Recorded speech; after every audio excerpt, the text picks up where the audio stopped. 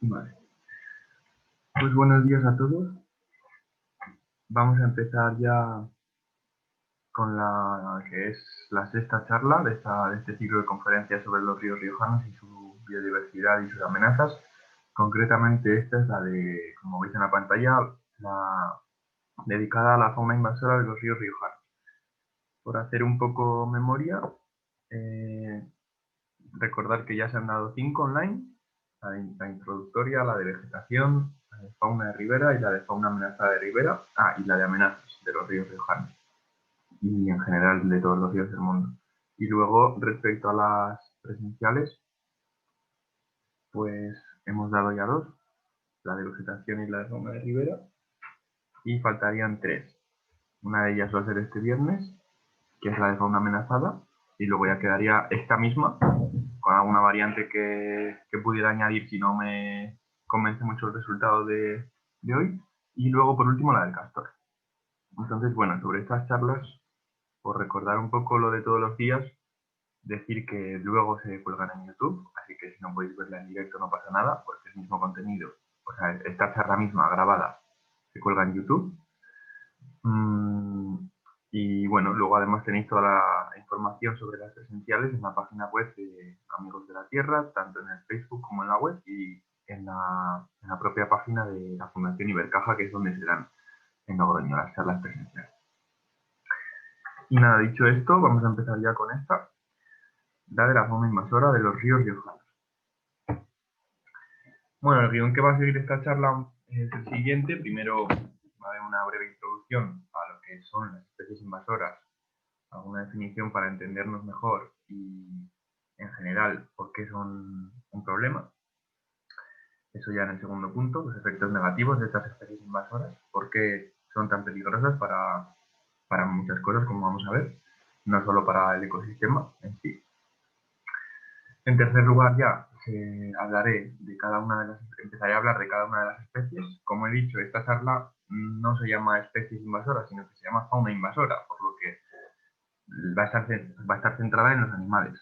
Aunque al final también hablaré un poco, muy brevemente, de alguna especie importante de flora y de hongos también, y de algas, aunque así no aparece.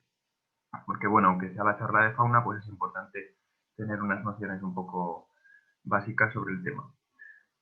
Entonces, lo dicho, en el apartado de fauna, pues de cada una de las especies invasoras que podemos encontrar en La Rioja, concretamente en los ríos, primero hablaré de cómo identificar esas especies, algún rasgo morfológico importante o característico, de dónde son originarias, cómo se distribuyen actualmente en La Rioja y un poco su biología, qué comen, dónde viven, cómo viven, sus costumbres y, por último, qué efectos tienen principalmente en el ecosistema o no tanto en el ecosistema, sino para nosotros directamente. En esta charla no me voy a centrar en, o sea, lo único que voy a omitir de las especies exóticas es cómo han llegado aquí, porque de eso voy a hablar en la siguiente charla, en la séptima, que es especialmente dedicada a eso, a cómo llegan las especies invasoras. Y hablaré en general de cómo llegan y de cómo se puede evitar, cómo han ido llegando a lo largo de la historia y cómo ha llegado cada una de las especies de las que vamos a hablar hoy. Está dividida así, de esa forma.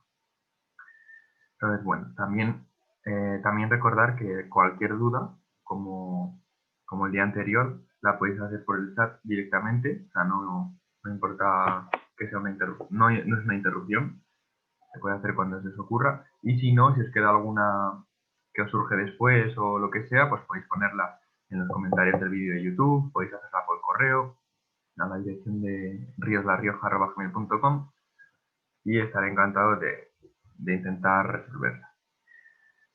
Así que, bien, siguiendo con esto ya a base del guión, ya pues empezaríamos lo que es la temática. En primer lugar, para entender bien de qué vamos a hablar, pues hay que aprender estas diferencias entre estos términos que vamos a utilizar. En primer lugar, especie exótica, que se puede llamar también foránea o alóctona. ¿Qué significa? Pues bueno, simplemente significaría que es una especie procedente de otro lugar. Es decir, una especie que ha llegado aquí a España de otro país, pues es una especie exótica ya por el simple hecho de no ser propia de aquí. Se puede llamar exótica, foránea, que al final es como extranjera o alóctona. Después, una especie invasora sería una especie que ha llegado aquí y ha invadido un ecosistema. O sea, han llegado unos individuos, que pueden ser muchos o pocos, y han colonizado mucho territorio y han aumentado mucho su número. Eso ya sería una especie invasora. Por lo tanto, una especie exótica no tiene por qué ser invasora. Puede ser que llegue y en ese momento sería exótica, pero no va a causar un daño porque no va a proliferar mucho o simplemente no, no va a colonizar el territorio y va a desaparecer en cierto tiempo, pues eso sería una especie exótica. En el momento que ya invade, como dice la palabra, que ya causa un desequilibrio, pues sería invasora.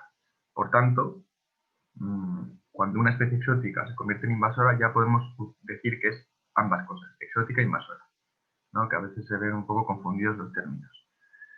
Y bueno, por último, una especie autóctona o nativa, también llamada, pues es una especie propia de un lugar que siempre ha estado o que ya lleva muchos siglos, porque la introducción de especies, como vamos a ver, o como veremos más en la siguiente charla, es un tema que los seres humanos llevamos haciendo inconscientemente o conscientemente desde la antigüedad, y hay especies que llegaron hace mucho tiempo y que se dice que se han naturalizado porque ya no causan ningún tipo de alteración en el ecosistema. Algún ejemplo que tenemos aquí, pues por ejemplo la jineta, sería un animal que trajeron los musulmanes, o todo parece indicar que la trajeron los musulmanes cuando invadieron la península, y se naturalizó en el ecosistema y ya es una especie más de la fauna ibérica que no causa ningún perjuicio a las demás especies. Vale, y bueno, decir así de manera general sobre las especies exóticas o las invasoras, mejor dicho. ¿Por qué son un problema? Pues lo vamos a ver aquí.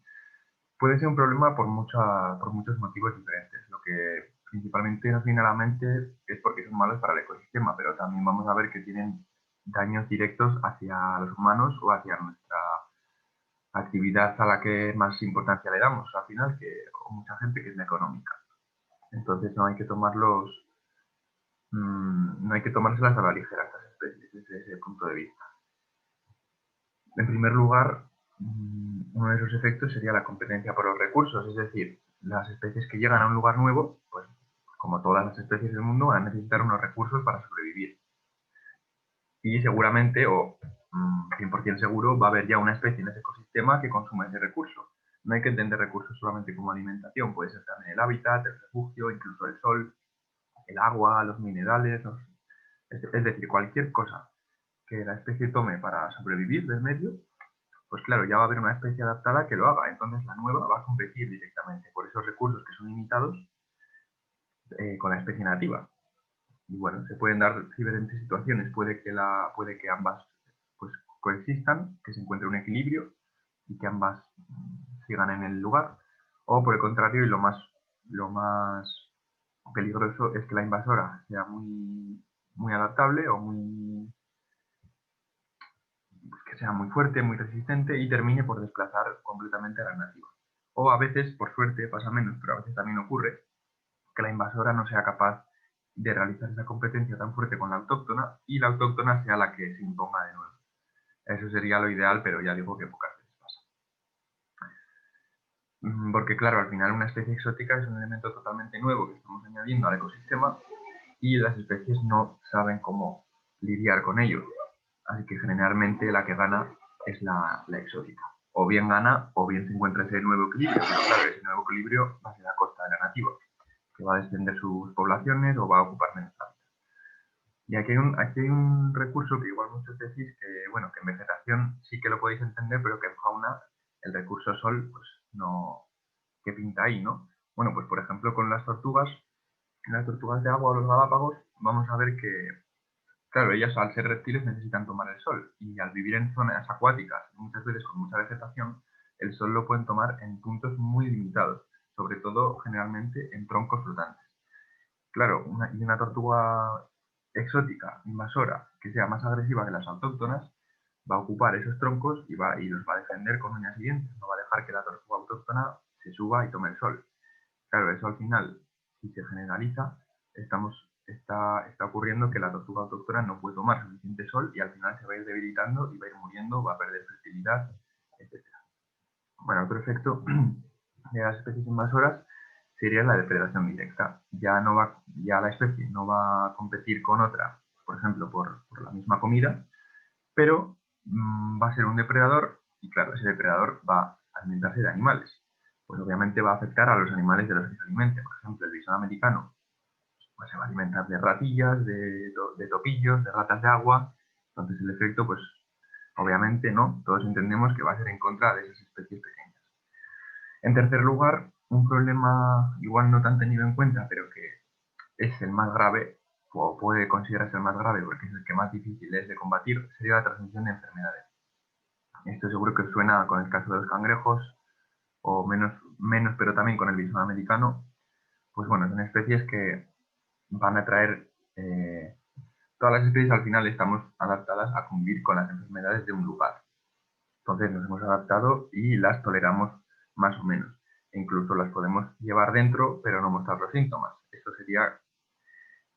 es lo que ocurre casi siempre. Una especie invasora va a traer la enfermedad de su zona de origen, aunque a ella no le afecte, pero al traerla al ecosistema y ser una enfermedad nueva, los animales no están adaptados a ella y la sufren. La sufren e incluso, bueno, ha habido muchos casos de poblaciones enteras diezmadas porque es que no son capaces ningún individuo de superar esa enfermedad. En cuarto lugar, este no es muy común, no es un efecto muy común, pero también es muy peligroso, serían las hibridaciones.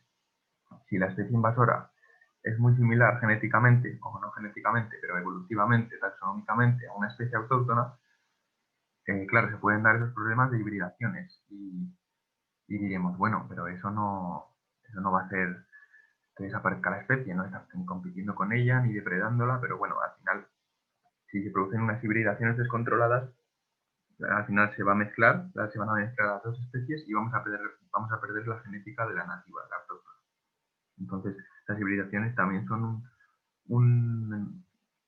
una causa muy importante de pérdida de biodiversidad, que al final es de lo que se trata y del principal problema. En quinto lugar, ya hablando más en general, bueno, pues serían los desequilibrios en el ecosistema. Es decir, por poner un ejemplo, si la especie invasora que llega se alimenta de una planta y esa planta hacía o sea, esa planta era alimento de un insecto y ese insecto era el alimento de una especie nativa, pues claro, al disminuir esa planta va a disminuir el insecto y por tanto la especie nativa va a tener menos alimento y puede llegar a desaparecer o a reducirse sus números. Entonces, a lo que me refiero es que la especie nativa, o sea, la especie exótica, no actúa directamente en contra de la nativa en cuestión, pero la nativa sí que se va a ver perjudicada por la alteración de algún modo que causa esa exótica, ¿no? Con eso ya habríamos acabado los efectos en sí que tienen las especies exóticas sobre lo que es el ecosistema, pero como he dicho al principio, no solo hay daños al ecosistema, también hay daños más bien humanos, ¿no? Uno sería los daños económicos, que las especies exóticas causan enormes daños económicos. El más famoso quizás sea el mejillón cebra, pero hay muchas otras en las que se están gastando millones y millones de euros al año para erradicarlas o para solventar los problemas que causan. Y en último lugar, aunque el menos común, sería el riesgo directo para las personas o las mascotas. Refiriéndome aparte de la transmisión de enfermedades. Es decir, en transmisión de enfermedades no lo he dicho, pero aparte de las enfermedades que se puedan pasar a las especies animales, también hay enfermedades que las especies invasoras nos pueden pasar a nosotros. Por ejemplo, el mosquito tigre, el mapache. Y aquí en riesgos me referiría más a ataques directos, por ejemplo. Ya he dicho que es muy poco común, pero la avispa asiática, el avispón asiático, bueno, pues un riesgo de ella es el daño que nos puede hacer picándonos. O el mapache mordiéndonos, o una culebra exótica picándonos. Bien. Y bueno, tanto a nosotros como igual más fácilmente a las mascotas. Ya con esa breve introducción voy a entrar en el grueso de esta charla, que es las especies, o sea, el inventario de fauna invasora de las riberas riojanas. Y a modo de resumen, aquí he puesto el número de especies de cada grupo, bueno, mejor dicho, de cada clase de animal, para hacernos una idea cuáles abundan más. Claro, es algo que vamos a entender fácilmente. Mamíferos en La Rioja tendríamos 4 invasores de momento. Aves 1, reptiles 1, anfibios 0, peces óseos de aletas radiadas, es decir, el grupo de peces más común, tendríamos 12. crustáceos 2, insectos 2 y moluscos 3. Es decir, que el que destaca por encima de todos son los peces. Claro, si hablamos de ríos o de riberas, estamos hablando del medio acuático, entonces resulta fácil entender que lo que más vaya a proliferar sean los peces. También porque una de las principales causas de introducción de especies exóticas, bueno, hay muchas que nombré en la charla anterior y me voy a centrar más en la siguiente, pero las menciono otra vez para recordarlas. Claro, alguna causa de introducción de especies exóticas sería, por un lado, la pesca. En la pesca, pues tanto las administraciones como los pescadores irresponsables o inconscientes, es decir, por decirlo así, han traído muchas especies pues simplemente para diversión, para pescar más especies o para pescar otras especies más divertidas, más grandes, etcétera, ¿no? Y también han sido las administraciones muchas veces las que lo han hecho. Después otro motivo era la acuariofilia, si recordamos, o en general la tenencia de mascotas. Claro, los acuarios, pues lo que se tiene son peces, y hay peces muy bonitos que se van trayendo y al final algún irresponsable o por accidente simplemente, pues esos peces acaban en el medio y si se consiguen adaptar, ya tenemos una especie invasora más. Y en tercer lugar, aunque hay más causas, sería el propio consumo. El consumo que podemos hacer como alimento de los peces o consumo por otro motivo, ¿no? Para estanques o como cebos. Entonces, muchas especies también han llegado de esa forma. La trucha arcoíris o los cangrejos, aunque no sean peces. Bien, así que ya voy a entrar a describir una por una y recordando que voy a omitir la parte de cómo ha llegado cada especie. Ya sé que igual queda un poco extraño no decir eso, pero como la distribución de las charlas y la planificación fue la que fue, pues entonces quedó dividida y va a haber una charla exclusivamente para cómo llegan esas especies. Entonces en esa charla volveré a hacer esta lista de las especies que vamos a ver ahora, pero centrándome en cómo llegaron, ¿no? También con aspectos generales. Entonces ya pues comienzo.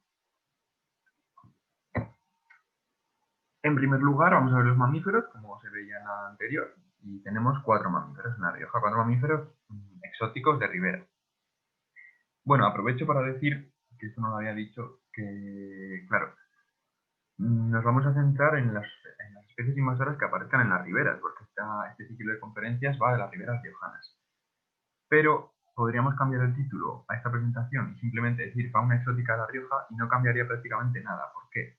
Con esto quiero decir que casi toda la fauna exótica está en las riberas. ¿Y eso por qué es? Pues primero, porque son medios en los que hay muchos recursos, hay mucha agua y mucho alimento. Son lugares con clima muy favorable, temperaturas suaves, humedad, mucho refugio. Es decir, que las riberas son el punto que más atrae a las especies exóticas y el hábitat que más especies puede albergar por esa riqueza de recursos, ¿no? Entonces, salvo alguna excepción, como el escarabajo americano, si no me equivoco, del pino, que se llama, creo, pues ese, por ejemplo, no va a estar en las riberas, va a estar en las pinares. Pero el resto, el 99% de especies exóticas, van a estar en las riberas. Bien, entonces eso. Comenzando con los mamíferos, podríamos encontrar 4 en las riberas riojanas. El bisón americano, el mapache boreal y la tercera y cuarta, que son las ratas, la parda y la negra, no están tanto consideradas como exóticas porque ya llevan siglos y siglos aquí y en toda España y en toda Europa, pero sí que son especies exóticas, es decir, vinieron de otro lugar. Ahora vamos a detallarlo un poco más. La primera especie, pues quizás una de las más famosas, el bisón americano. El bisón americano, este que tenemos aquí, sobre su morfología, bueno, decir que es la familia Mustelidae, es decir, es un mustélido, como la nutria, como el tejón, las comadrejas, el bisón, ¿no? Estos todos son mustélidos, por lo tanto tiene un cuerpo alargado con patas cortas, su color es marrón, bastante oscuro, y la diferencia con el europeo, que aquí se ven los dos, su distribución y su diferencia, bueno, sería que el americano tiene solo blanca la barbilla inferior, bueno, la barbilla, el labio inferior, y el europeo tendría los dos labios, el superior y el inferior, aunque esto puede variar, sobre todo en el americano, y no tener casi nada de blanco, entonces es difícil. Y luego el tamaño, que el americano podría llegar a ser un poco más grande, pero claro, eso sobre el terreno es pues totalmente imposible de diferenciar. En cuanto a su origen, bueno, su nombre lo dice claro, es procedente de América y concretamente de Norteamérica. y más concretamente de amplias zonas de Canadá y Estados Unidos. Es un bisón que está muy adaptado a las condiciones de esa zona y por lo tanto es muy resistente al frío, resistente a depredadores. Eso le ha hecho ser más agresivo, lo cual es uno de los problemas para el bisón europeo. Y además, sobre su situación en La Rioja, podemos decir, bueno, en el año 2000 apareció el primer ejemplar y luego, bueno, pues fue aumentando poco a poco su presencia y en 2011 se notificó, se observó a partir de 2011 se observó un aumento tremendo, tremendísimo en su presencia en La Rioja. Para ser más concretos, para entenderlo mejor, ese aumento, pues decir que entre el año 96 y el 2010 se capturaron 7 bisones solamente en el río Najerilla. Es decir, en 14 años se capturaron 7 bisones. Pero luego, a partir del 2011 y en los siguientes 4 años, es decir, hasta el 2015, se capturaron en ese mismo río 105 bisones americanos. Es decir, un aumento exponencial y muy preocupante. Por suerte, en 2016, es decir, al año siguiente, se capturaron solo 7, ya no solo en el Najaría, sino en toda La Rioja. Es decir, la situación mejoró muchísimo y, claro, la razón fue que esos años, al ver ese aumento, pues se intensificó mucho el control, mejorando el trampeo, el seguimiento, etcétera, ¿no? También puede ser que muchas veces pasa, o a veces pasa, que una especie exótica llega, prolifera muchísimo, supera sus límites, por así decirlo, y una vez ya que se asienta en el ecosistema, sus poblaciones descienden ya para adaptarse a ese equilibrio, ¿no? Entonces, bueno, quizás fue una suma de los factores, pero sí que es verdad que se intensificó mucho las medidas. Sobre su situación actual, es decir, a día de hoy, en 2020, podemos decir que sobre todo nos entra por dos focos el bisón americano. Entra por el Ebro, por la zona de Haro, es decir, llega de Álava, porque si nos fijamos aquí en su distribución, en la izquierda, sobre todo lo tenemos en la meseta central, zona de Madrid, Castilla y León, y también en País Vasco, aparte de alguna zona como aquí en Teruel, en Cataluña y Galicia. Entonces a nosotros nos entraría por el Alto Ebro, por Haro, desde Álava, y desde Burgos nos entra por el Alto Najerilla, que puede parecer un poco extraño porque es una zona bastante aislada, muy montañosa, ¿no? Muy virgen, por así decirlo, el Urbión, el Portilla, el Neila, el Canales, pero los bisones, como he dicho, están muy adaptados a esas condiciones de montaña y de frío y nos entran por ahí desde Burgos, desde la meseta. Entonces hay que tener cuidado sobre todo de esos dos focos de entrada. Sin embargo, ya hemos encontrado bisones americanos en muchas otras zonas, más puntualmente, pero sí. Por ejemplo, en el Cidacos, la zona de Arnedo, ha aparecido alguno. En el Iregua aún son pocos, pero aparecen. En Figuera ha aparecido alguno, en la zona baja, en Calvel, Alberite, Logroño.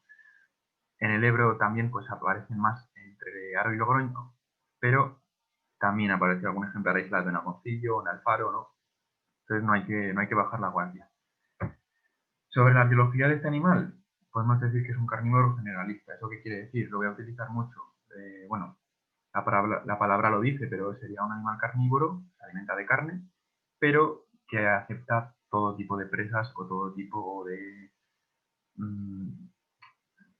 que le da igual que sea carroña, que sea carne viva, que la cace él, que la robe, que sean animales pequeños, que sean insectos, que sean mamíferos, ¿no? Sería un carnívoro que va a generalizar su dieta dentro de ese consumo de carne. Es un animal, como todos los bisones, que es un animal semiacuático, no tanto acuático, sino semiacuático, y va a vivir pues, en todas las zonas cercanas al agua. Es muy adaptable y no solo vive en aguas dulces, también es capaz de vivir en aguas costeras y no solamente en medios naturales. Se ha encontrado en balsas, en acequias, en canales y todo tipo de medios acuáticos o que tengan agua alguna vez. Por ejemplificar un poco esto de que puede vivir incluso en la costa, pues por ejemplo en la zona de Argentina o en la zona de Galicia, que nos pilla más cerca, eh, hay muchos problemas con la depredación que hacen estos bisones de aves acuáticas marinas. Son aves que crían en islotes o en acantilados para huir de los depredadores precisamente, y el bisón americano es capaz de cruzar nadando brazos de mar, llegar a esas islas, llegar a esos acantilados y depredar los huevos. En cuanto a sus costumbres, por decir algún detalle, es que algo curioso es que este animal alcanza mayores densidades que otros carnívoros de su tamaño. Es decir, otros carnívoros de su tamaño pues, pueden ser el bisón europeo, o también, bueno, no tanto, pero casi la nutria, la garduña, pues este animal se ha observado que alcanza mayores densidades en los ecosistemas que estos otros animales. ¿Y qué efectos negativos? Este es el orden que vamos a ir siguiendo para cada una de las especies, ¿no? Primero origen, luego biología y luego lo que más nos importa, que es qué efectos tiene el ecosistema, que van a ser efectos, salvo alguna contraexcepción, van a ser efectos negativos. El caso del bisón americano es famoso porque perjudica a una especie muy amenazada que es su primo, el bisón europeo. Ahí entre paréntesis pongo todas las causas, no solo hay una: predación, competencia y transmisión de enfermedades. Es decir, el bisón americano es capaz de depredar sobre el europeo, es capaz de cazar al europeo, sobre todas las crías, va a competir con él por los mismos recursos, porque son animales prácticamente idénticos, que van a ocupar el mismo hábitat y van a cazar lo mismo. Entonces el bisón americano, al ser más grande y más agresivo, como resultado de esa adaptación a vivir en América, pues compite mejor por los recursos que el europeo.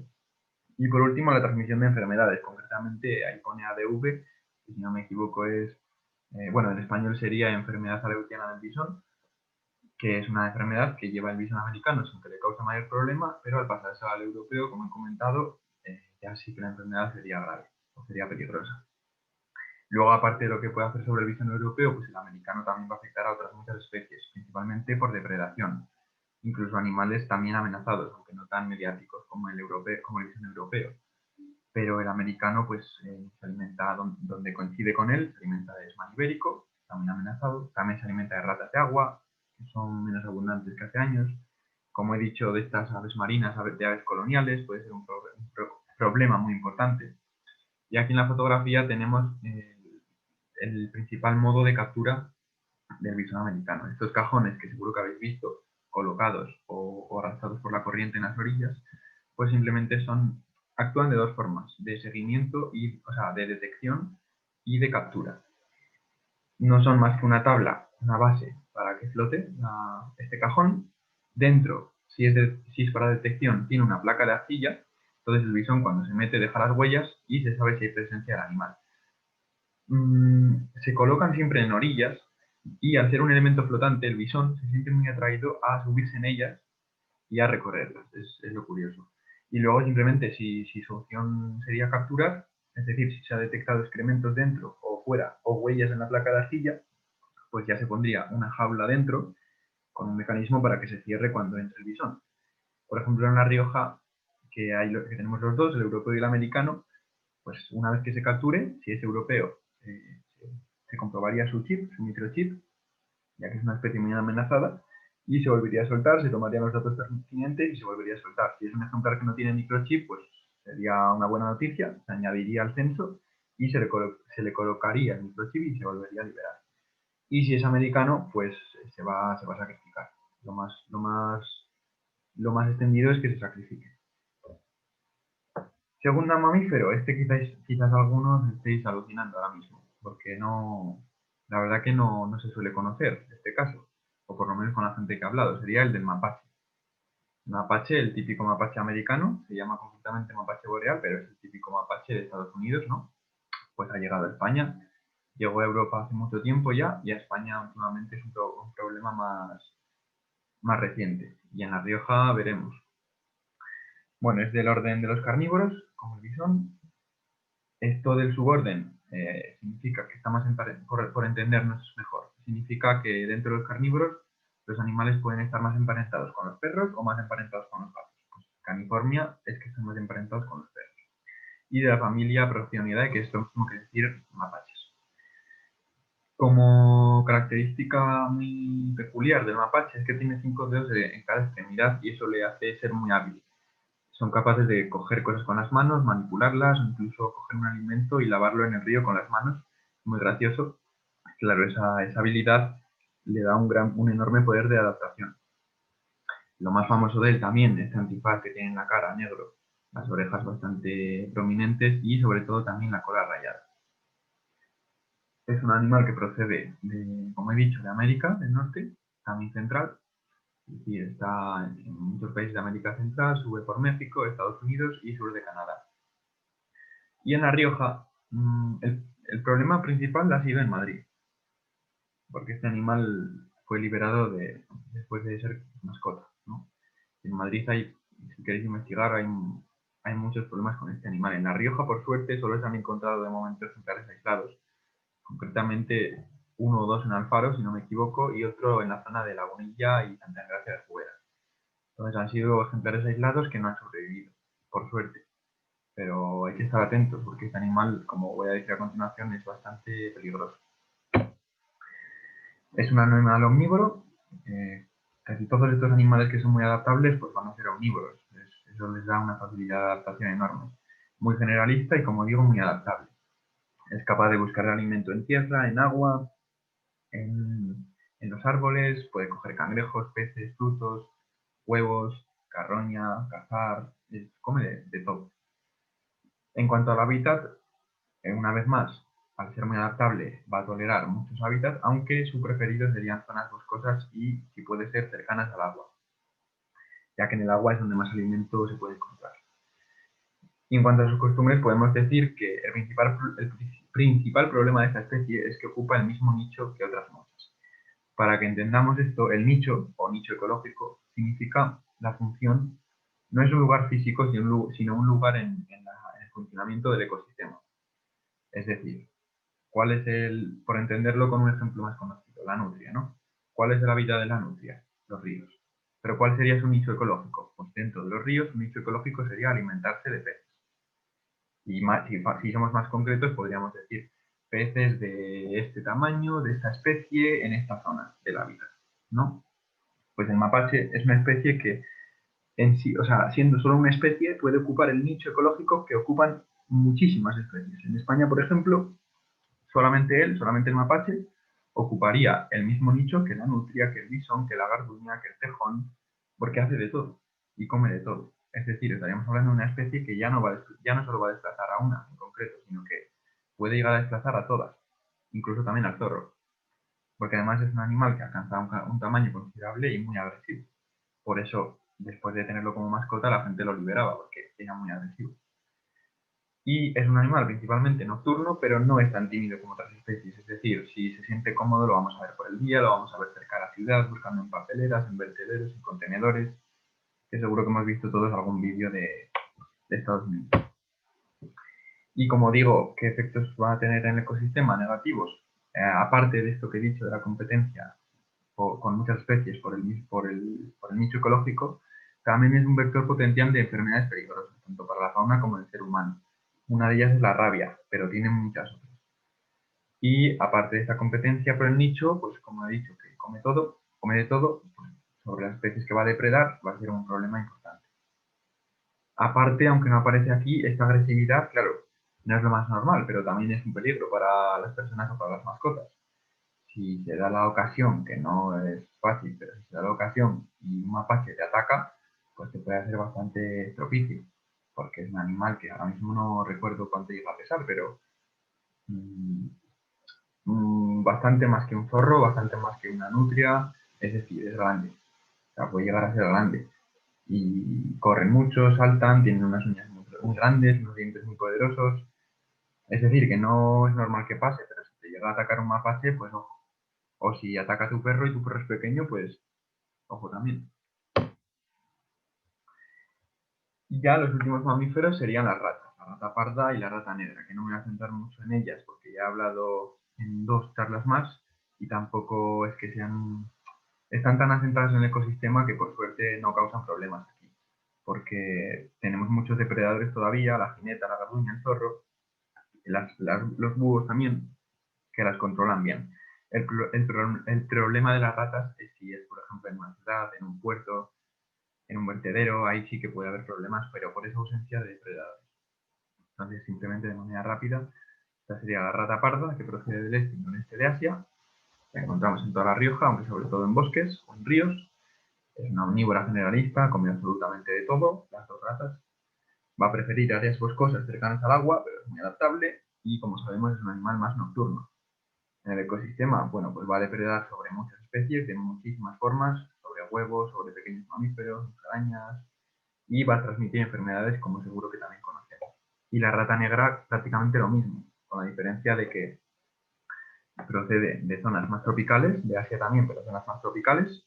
Por lo tanto, va a ser la rata que esté más ligada a medios urbanos, medios humanos en general. En cuanto a hábitat y dieta, lo mismo, y costumbres también, y efectos en el ecosistema, lo mismo. Depredación, competencia con otros roedores y transmisión de enfermedades. Y aquí está un poco la diferencia entre las dos, pero que sobre el terreno es imposible diferenciarlas porque son animales que vamos a ver durante unos segundos y que son muy pequeños y además casi siempre por la noche. Pero por si os despierta curiosidad, aquí tendréis las principales diferencias. El tamaño de las orejas, la ratus ratus, recordad que es la negra, la de arriba, y la norvegicus, la parda, que es la de abajo. Bueno, las orejas, el tamaño, la proporción de la cola con el cuerpo, un poco el aspecto de más compacta, más liviana, el hocico, ¿no? Ahí lo tenéis por si queréis consultar.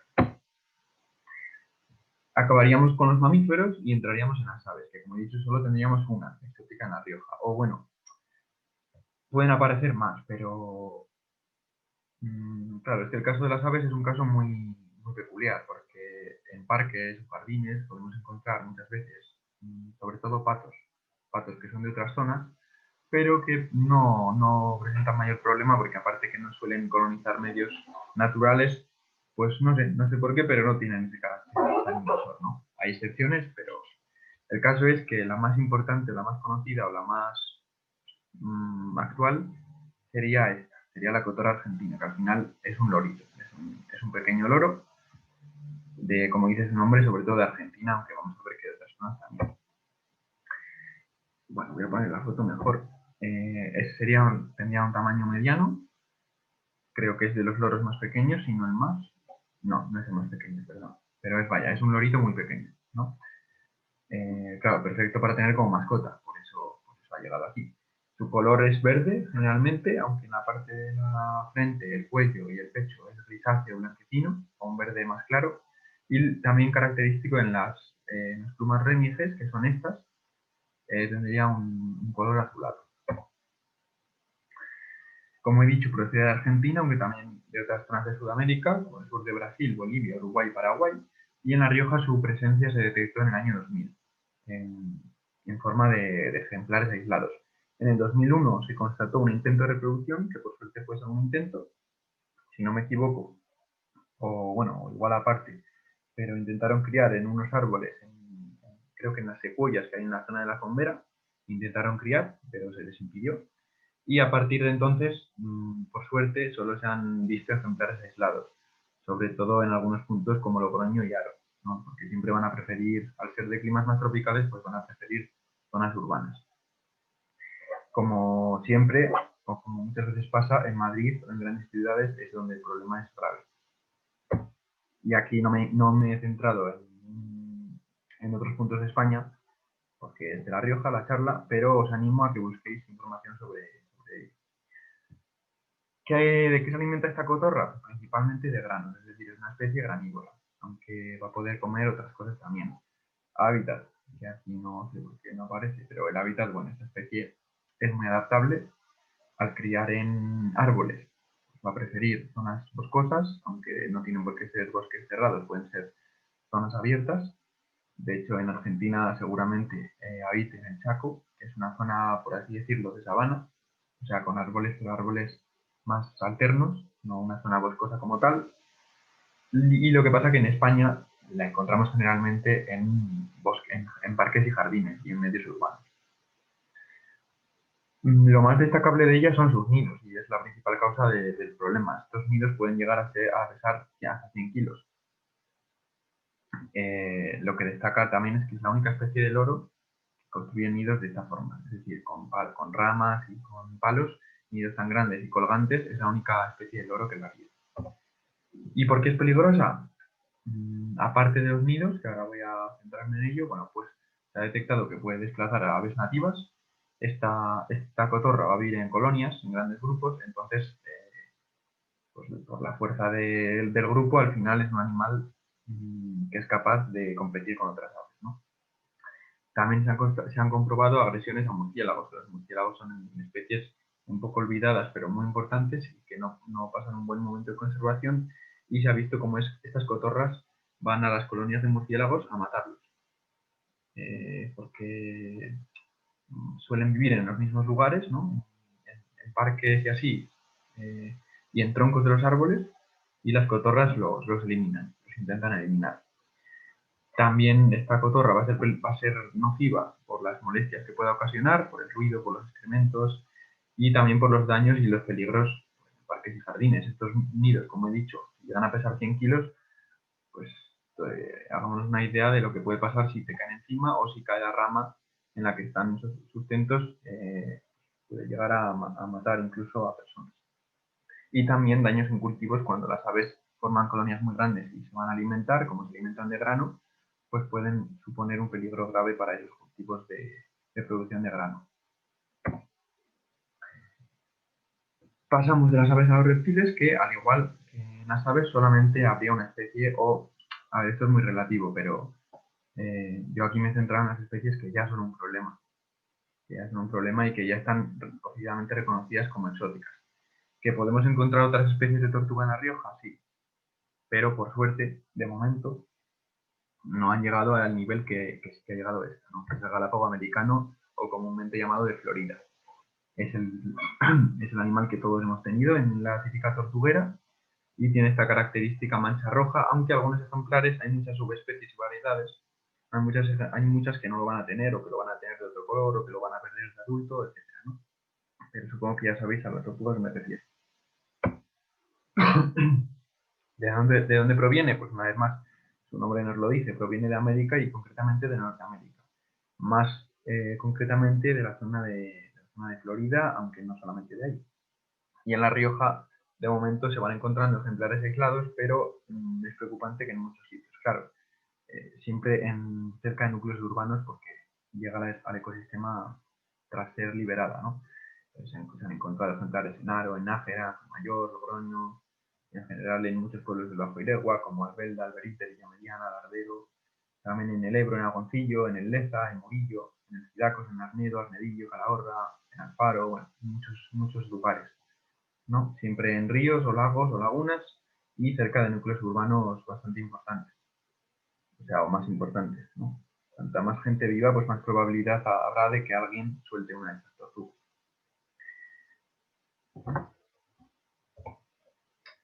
En cuanto a su biología, es un animal omnívoro, como casi todas las tortugas de agua dulce, aunque de juvenil sí que consumen más carne que vegetal. Y luego van un poco cambiando esta tendencia a medida que crecen. Aunque sí que va a ser más carnívora y más agresiva que las autóctonas, como casi siempre pasa, ¿no? Con esto de las exóticas. Va a preferir vivir en aguas tranquilas con abundante vegetación, pero no solo, o sea, tanto en ríos como en lagunas, y también en balsas, en charcas artificiales, en acequias, ¿no? En acequias pequeñas de riego, por ejemplo, de Barea, se han encontrado tortugas, y además a veces de considerable tamaño. Podemos decir que esto se puede extrapolar a casi todas las tortugas de agua dulce. Es un animal más bien tímido, que en cuanto nos vea se va a ocultar. Lo más normal es verlas tomando el sol en troncos flotantes o de la orilla o rocas, y que en cuanto nos vea o nos oiga se tire al agua y ya no la veamos nunca más. Entonces las tortugas son difíciles de localizar. Y como he dicho, es una especie más agresiva que las autóctonas. Las autóctonas serían el galápago europeo y el leproso, y las pobrecillas pues no están acostumbradas a esa agresividad o a esa competencia, y es lo que les está perjudicando. Como acabo de decir, el principal problema de esta especie, del galápago de Florida, es la competencia que hace contra las autóctonas. No sería una depredación, porque las tres especies, la de Florida, la de la izquierda, esta es la europea, y esta, el leproso, bueno, pues van a alcanzar prácticamente tamaños muy similares, así que no se va a alimentar de ellas, pero compiten por los mismos recursos y por el mismo hábitat exactamente, así que salen perdiendo, ¿no? Y además son especies, estas dos, que ya están bastante fastidiadas por la destrucción de hábitat, entonces la situación sí que es preocupante. Y ya hemos dejado atrás mamíferos con esas 4 especies, las aves con una y los reptiles con una también. Anfibios, como he dicho, no habría ninguno en La Rioja exótico. Y vamos a entrar en el grupo de animales más abundante en cuanto a especies exóticas en La Rioja y aquí en España y seguramente en el mundo, que son los peces, ¿no? Entonces, si os parece, por dejarlo así en una pausa más natural, voy a hacer ahora el descanso que suelo hacer de 5 minutos, por si hay algún problema con alguien que no se podía unir y también para descansar un poco. Voy a parar aquí, entonces a -5, son a -10 ahora, a -5 volveríamos con la segunda parte que va a ser esto, los peces y los invertebrados.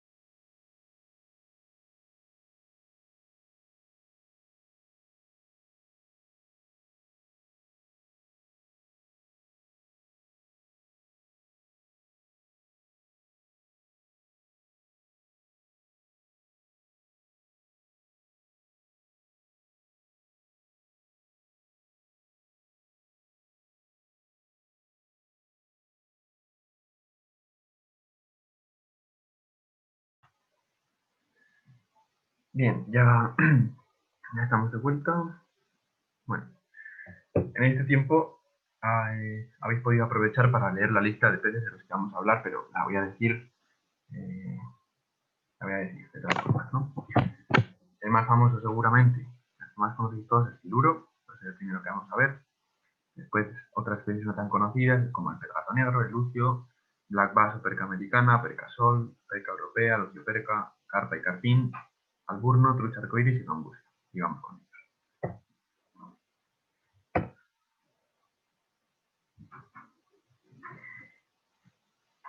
En primer lugar, el siluro. Silurus glanis, que todos conoceremos por su gran tamaño. De hecho, es el mayor pez de agua dulce de Europa, de toda Europa, y uno de los más grandes del mundo. Pertenece al orden de los siluriformes y dentro de ese orden a la familia Siluridae. ¿De dónde es originario? Pues de los grandes ríos y lagos del este de Europa, Asia Central y Asia Menor. Y en La Rioja su presencia se detectó por primera vez en el 2003 en el río Ebro y actualmente, por desgracia, ha colonizado todo el tramo riojano del Ebro. De hecho, bueno, yo he sido consciente de cómo ha ido aumentando porque a mí me gusta, soy pescador y desde que lo pesqué por primera vez río abajo, lejos de Logroño, pues el siluro ha ido remontando mucho y ya lo podemos encontrar incluso en La Rioja Alta, que antes no. Bien, pues del siluro lo que más podemos destacar de su morfología, sobre todo son estos largos bigotes, que técnicamente se llaman barbillones, y que el siluro tiene 6. Esa es una diferencia importante con un pariente que tiene, que es el pez gato, que ahora veremos, ¿no? Siluro, 6 barbillones. Además, 2 muy largos y el resto abajo son cortos. La aleta dorsal es ridícula, es diminuta, y también característico de él, aunque en esta foto no se ve, es su larga aleta anal, que le va por todo, o sea, desde aquí, desde la base de la cola, es un pez que tiene mucha cola, le va recorriendo toda la cola hasta el final. Y no tendría aleta adiposa, que el pez gato sí, y ahora vamos a ver después. En cuanto a la dieta de este pez, es carnívoro y también oportunista. Oportunista no es del todo igual la generalista, pero es similar. Es decir, generalista estaríamos haciendo referencia a que va a comer de todo, y oportunista es que según la oportunidad que se le presente, pues va a alimentarse de una forma o de otra, ¿no? Ahora vamos a entender un poco mejor eso. Se alimenta de casi todo, dentro de que sea animal, de casi cualquier animal. Y las presas van creciendo a medida que lo hace. Esto puede resultar obvio, pero lo he destacado porque, claro, es un animal que crece muchísimo, alcanza los 2 metros o más. Entonces, desde que es un alevín de pocos centímetros hasta ese tamaño, claro, va a ir recorriendo un espectro de presas enorme. O sea, desde de pequeños se alimentaría de larvas, luego lombrices, gambas, luego ya va comiendo pececillos, renacuajos, pero es que llega a un punto y a un tamaño que puede comer prácticamente lo que quiera. Puede comer patos, puede comer tortugas, puede comer carpas enormes, incluso, a ver, no está todo comprobado, pero para haceros una idea, o sea, haceros la idea de que podría comer cualquier cosa, ¿no? Si está en ese momento cerca del animal y cae al agua, pues si una cría de castor o un castor pequeño, pues se la podría comer. Si un perro pequeño cae al agua, pues hay muchos mitos, pero lo cierto es que sí podría comérselo si quiere. Dentro de esta distribución original que él tiene, dónde vive o dónde vivía? Pues en grandes lagos, grandes ríos también y embalses. Es decir, es un animal que, pues, obviamente por su tamaño, pues va a necesitar cuerpos de agua grandes. No parece importarle mucho la presencia de corriente o no, es decir, va a vivir tanto en ríos como en embalses o lagos. Entonces un poco depende de la zona. Por ejemplo, en el Bajo Ebro, pues es un río muy ancho y con poca corriente y muy embalsado, y el siluro se desarrolla muy bien. Y luego llegamos a La Rioja, que el tramo del Ebro es más bien un tramo medio alto. Dentro de lo que es un gran río sería su tramo medio alto, con muchas zonas de corriente, cada vez menos, pero con muchas zonas de corriente, y el siluro también se desarrolla muy bien ahí. De hecho, cuando los pescas, pues muchas veces los ves en zonas de corriente como si fueran truchas, o sea, te quedas un poco alucinado de lo que son capaces de hacer. No hay que imaginarlo como un pez que muchas veces en los libros lo ponen. Pez de aguas lentas, que no le gusta la corriente, no. O sea, los siluros son capaces de remontar corrientes que si los ves te quedas alucinado, ¿no? En cuanto a sus costumbres, no lo he dicho de características, pero sus ojos son también diminutos y ridículos, son enanos en comparación con el cuerpo. Eso es porque no es un animal que cace por la vista, aunque tiene vista, pero no caza por la vista y por tanto va a huir de la luz. Es decir, va a preferir zonas oscuras. En aguas claras cazará por la noche y en aguas oscuras ya cazará durante todo el día, pero siempre huyendo de esa luz. Esto de que puede cazar activamente y buscar alimento en el fondo, pues hace referencia a lo de carnívoro oportunista, es decir, dependiendo del día o de la disponibilidad de alimento o de muchos factores, puede que el siluro se alimente buscando cangrejos o carroña por el fondo, o puede ser que vaya a una corriente como una trucha a cazar allí peces, ¿no? Va a ir cambiando mucho. También cambia entre zonas de distinta profundidad. El siluro lo puedes ver en un lago a 100 metros de profundidad, por decir una cifra, ¿eh? Pero lo puedes ver en el fondo de un gran lago, un gran embalse o un gran río, o también yo lo he visto en zonas que cubre pues incluso menos que su cuerpo y que sacan el lomo del agua porque no caben y le ves cazando ahí. Es un animal, es un animal que cuando tiene hambre y cuando tiene caza y quiere cazar es un poco sinvergüenza. ¿Y qué efectos tendría en el ecosistema? Pues podréis imaginaros que, por lo que he dicho, sobre todo la depredación, ¿no? Es un animal que, como come de todo, como es tan grande, tiene que comer tanto, pues, y como va a alimentarse de cualquier animal, pues es un peligro, sobre todo, pues obviamente para los peces, porque viven en el agua. Lo que más se va a alimentar es de peces. Ha supuesto el descenso de muchas especies autóctonas, aunque no es el único problema.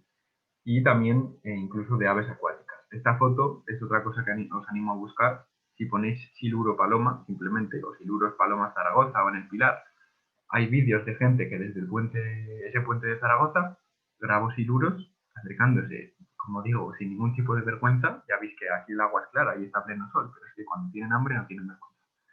O sea, acercándose a la orilla, acechando a estas palomas que están bebiendo agua, y incluso en el vídeo creo que se ve como capturan agua. Entonces, lo que he dicho todo el rato, todo este rato, es un animal, pues ojo con él porque es capaz de hacerlo todo y de alimentarse de todo.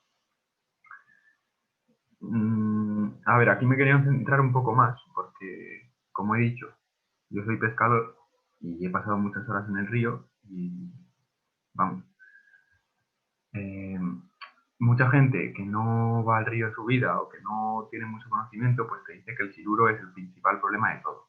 A ver, no estoy diciendo que no, no estoy negándolo, ¿no? El siluro es un problema gravísimo y de hecho yo en el Ebro he visto cómo ha aumentado exponencialmente y ya casi no hay otras cosas. O sea, es un problema gravísimo, eso está claro.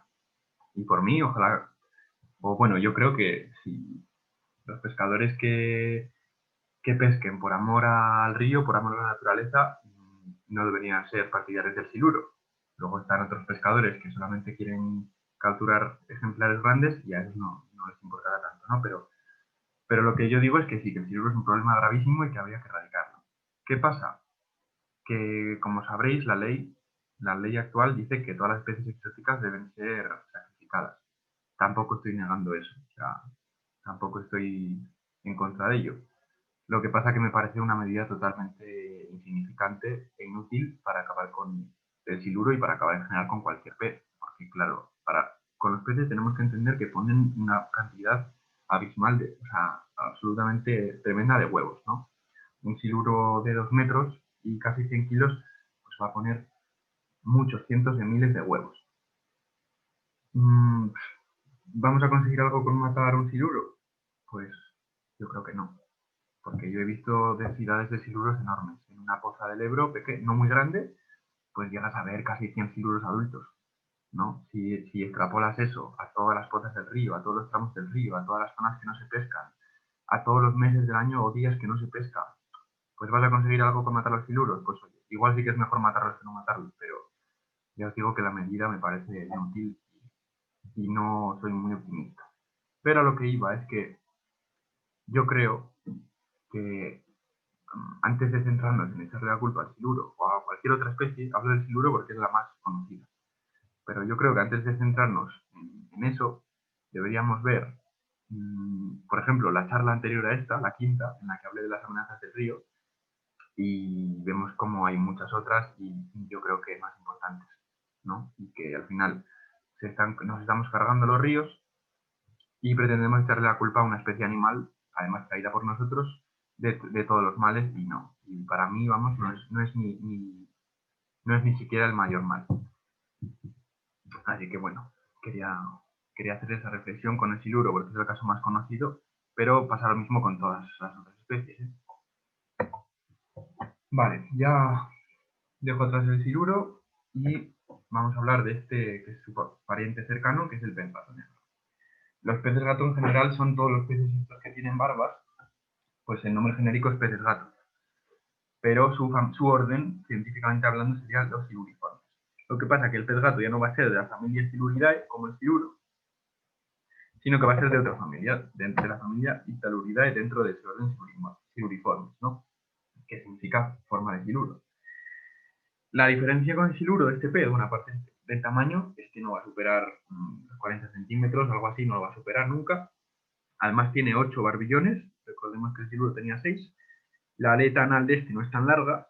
Tiene aleta adiposa, que es esta de aquí.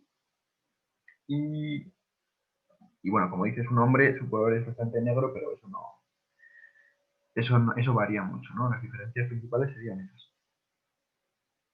¿De dónde es originario este pez? Ya no es de Europa como el siluro, sino que es de Norteamérica. De muchas zonas del norte de México, de Estados Unidos y yo creo que, bueno, no sé si llega al sur de Canadá, pero sobre todo de Estados Unidos. Y en La Rioja lo podemos encontrar en puntos adecuados del Ebro, sobre todo entre Logroño y Alfaro. ¿Qué digo con puntos adecuados? Pues es un pez, como voy a decir en cuanto a su hábitat, necesita aguas calmadas y con vegetación, y por tanto en aquellas zonas de corriente no lo vamos a encontrar. Eso juega en nuestro favor. En La Rioja tenemos la suerte, y lo conservamos, porque cada vez hacemos más presas, que el Ebro tiene corriente, que el Ebro no es un río estancado como puede ser el Zaragoza. Y eso va a limitar mucho la presencia de especies exóticas, que casi todas, por no decir todas, son de aguas estancadas. Entonces, si mantenemos las corrientes del Ebro, si no seguimos haciendo presas o desvíos, no creo que no se siga haciendo, por desgracia, pero bueno, tendríamos esa ventaja. Que la queremos aprovechar, pues bueno, estaría bien. También es un depredador oportunista, aunque también puede llegar a ser omnívoro, es decir, no va a ser tan depredador puro como el siluro, sino que va a alimentarse de más cosas, incluso detritus, algas, plantas, más carroña, más invertebrados, ¿no? Y puede actuar como cazador, como carroñero, etc. En cuanto al hábitat, ya he dicho que va a preferir aguas calmadas, preferentemente oscuras. Casi todos los peces gato prefieren aguas oscuras, porque cazan gracias a esos barbillones. Bueno, eso no lo he comentado, pero ahora lo voy a comentar.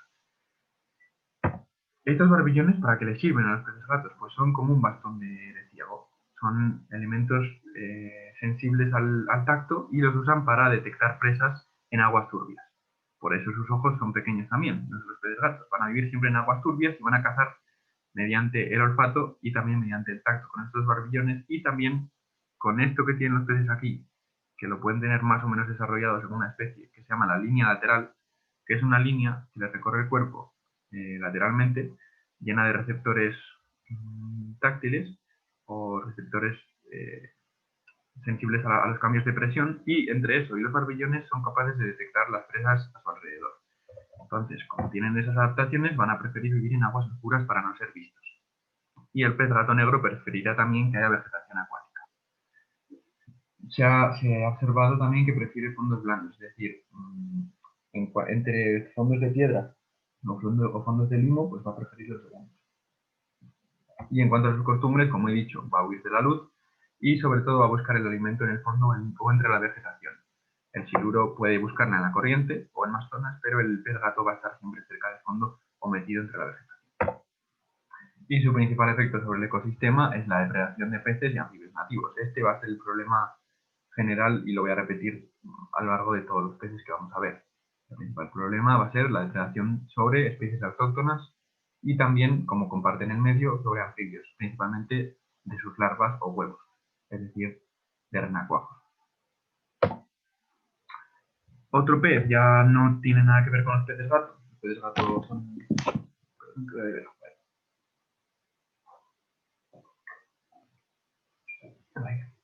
Esto te deja la voz. Bueno, eso, perdón, el lúcido. Otra especie de piscícola, es decir, de pez, exótica, invasora. Recordemos, exótica porque no es nativa de aquí, e invasora porque se ha desarrollado y ha colonizado y ha causado daños al ecosistema, ¿no? sería, por si a alguien le importan las cuestiones taxonómicas, recordemos, taxonomía es la clasificación de las especies, pues sería del orden de los esociformes y la familia de Sociedae.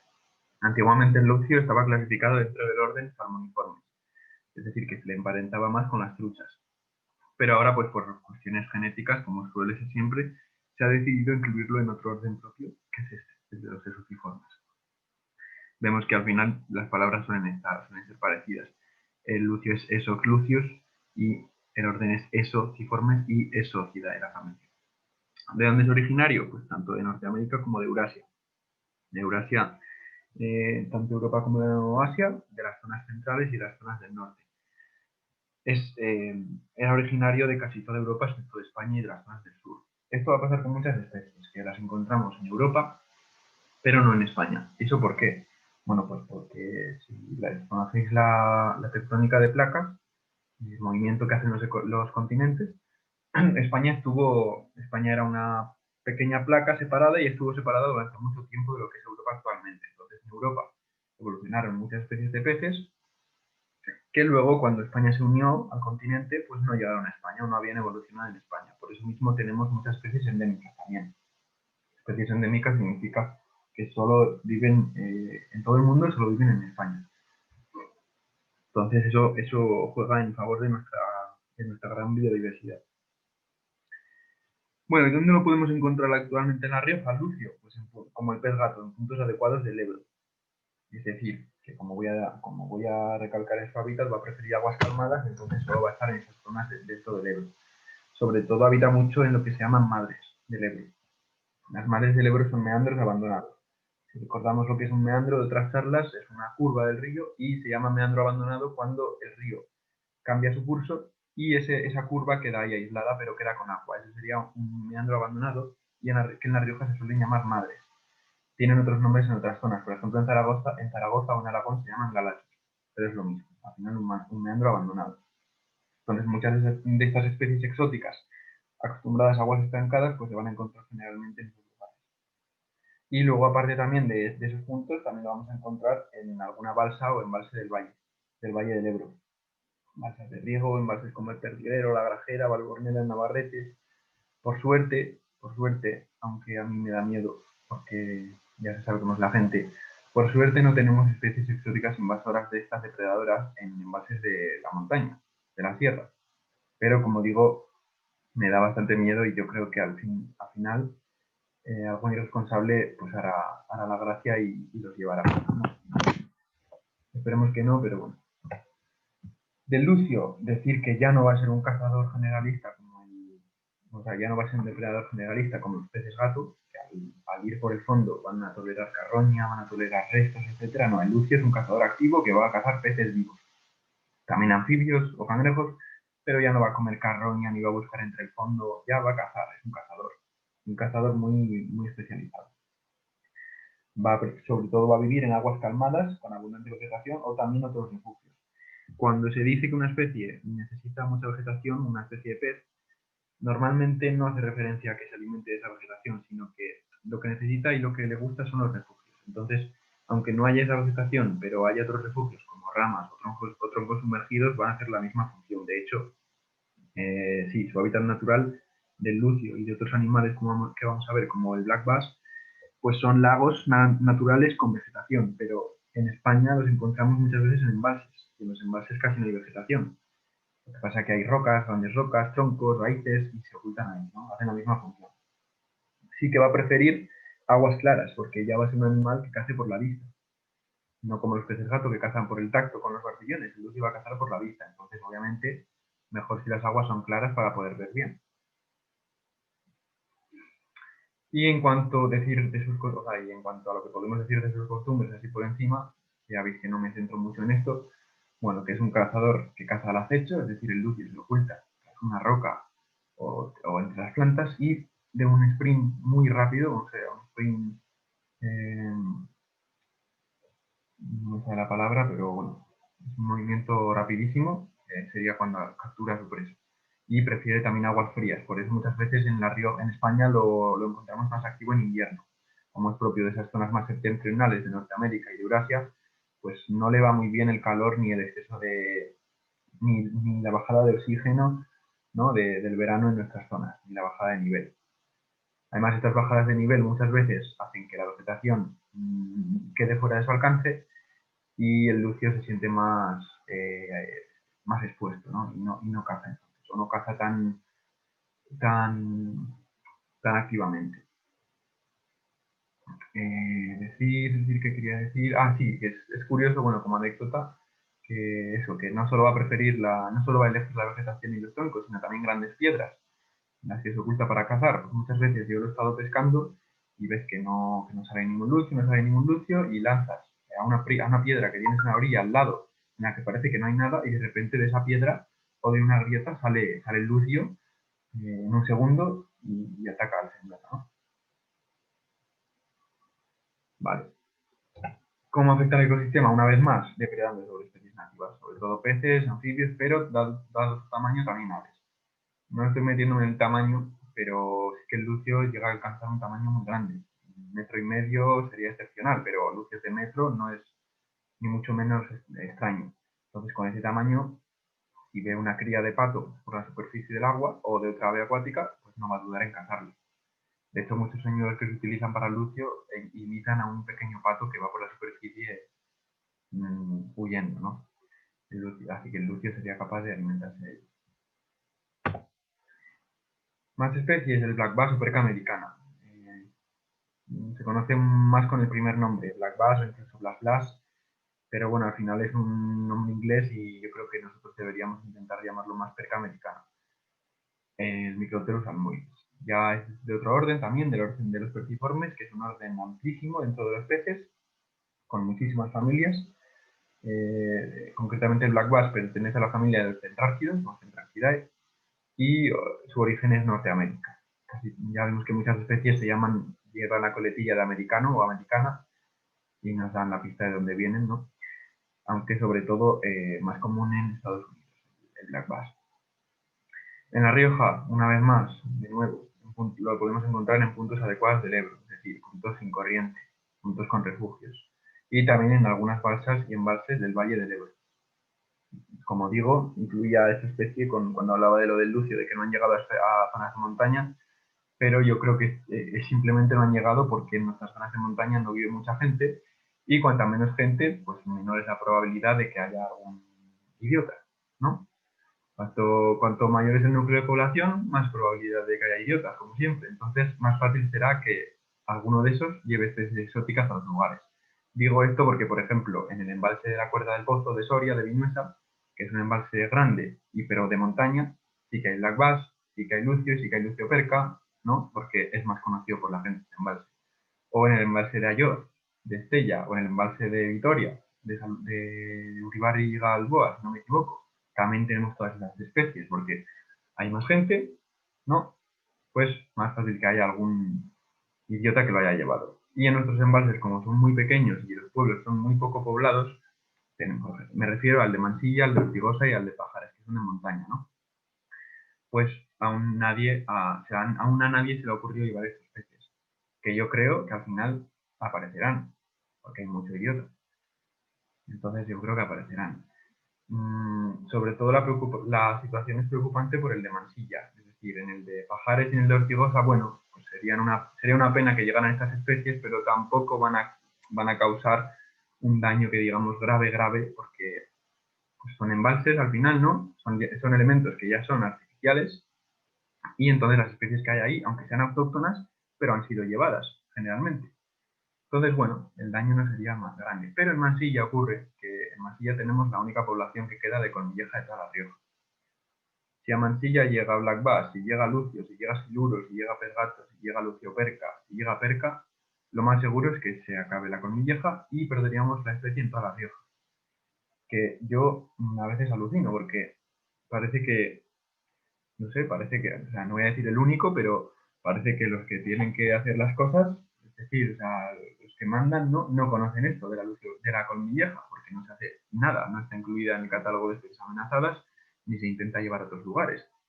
Es decir, está totalmente desamparada, y cuando llegue una especie exótica a ese embalse, yo creo que llegará, pues es una especie que vamos a perder por completo. Y ahí está en el limbo, ¿no? Vale, pues eso quería reflexionar también. Siguiendo con el black bass, es un cazador como el lucio, activo, que sobre todo va a cazar peces. Ya no va a actuar sobre aves acuáticas porque no va a alcanzar los tamaños del lucio y sobre todo peces, pero también cazador activo, es decir, no va a buscar comida en el fondo, no va a comer carroña, va a buscar peces que él cace. Una vez más va a preferir aguas calmadas, mejor si son claras, porque caza por la vista, y con vegetación o, como digo, otros refugios como ramas y troncos. La diferencia con el lucio es que el black bass sí que es un pez más propio de aguas cálidas. Y en cuanto a sus costumbres, es una especie gregaria. Gregario significa que va en grupos. El lucio era solitario. El black bass es gregario y es más gregario cuanto más joven es decir, los alevines, los peces pequeños. Si alguna palabra que uso no se entiende, por favor, me lo preguntáis. El black bass, cuando son alevines, cuando son crías, son muy gregarios, van en bancos muy grandes. A medida que va creciendo ese gregarismo. Es decir, sigue yendo en grupos, pero cada vez más pequeños. Y los ejemplares más grandes, pues van en grupos de 2, 3 o incluso van en solitario. Y una vez más, su efecto principal negativo para el ecosistema es que depreda sobre especies nativas. Un animal muy parecido al black bass, en el que voy a decir unas características que se pueden extrapolar casi todas al black bass, pero que no me he acordado de decir, sería el percasol, de Comiciboth. Mismo orden, versiformes, y misma familia que el black bass Tentarquia. Las familias de peces de todas las especies, animales y vegetales, y bueno, todos los seres vivos, tienen una palabra técnica que sería esta, Centrarchidae, pero luego tienen la palabra más castellanizada que sería Centrarchios, ¿no? Con un ejemplo que más conocido, pues por ejemplo los felinos, ¿no?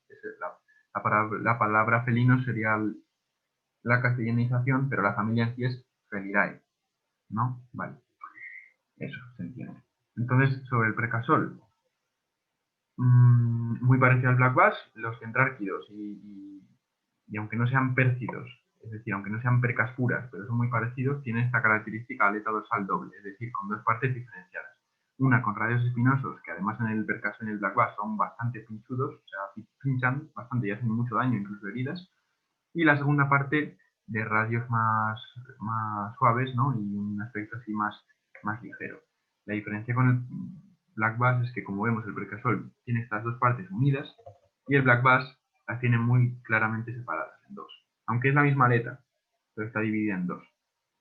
Bueno, aprovecho que no lo había dicho, lo característico del black bass es esta línea lateral negra que le recorre el cuerpo y esta enorme boca. Y el percasol, como digo, tiene esta aleta unida y los colores son mucho más llamativos. Destaca esta mancha negra que tiene en el opérculo. El opérculo es lo que protege la branquia de los peces, pues el percasol tiene esta mancha negra muy característica y estos colores muy llamativos.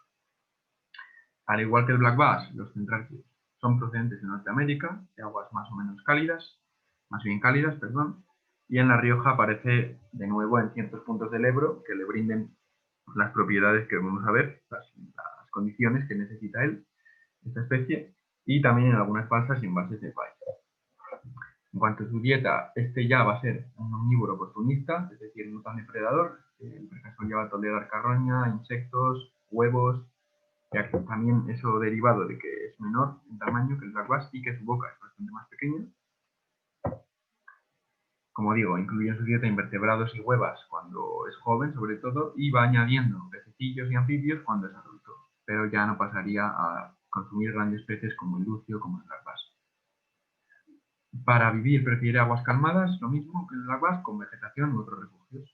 Y suele ir en grupos, es más gregario que el black bass, aunque como ocurre, pues cuanto más grandes, menos gregarios, pero sí que mantiene más esa costumbre el black bass, a ir en grupos siempre.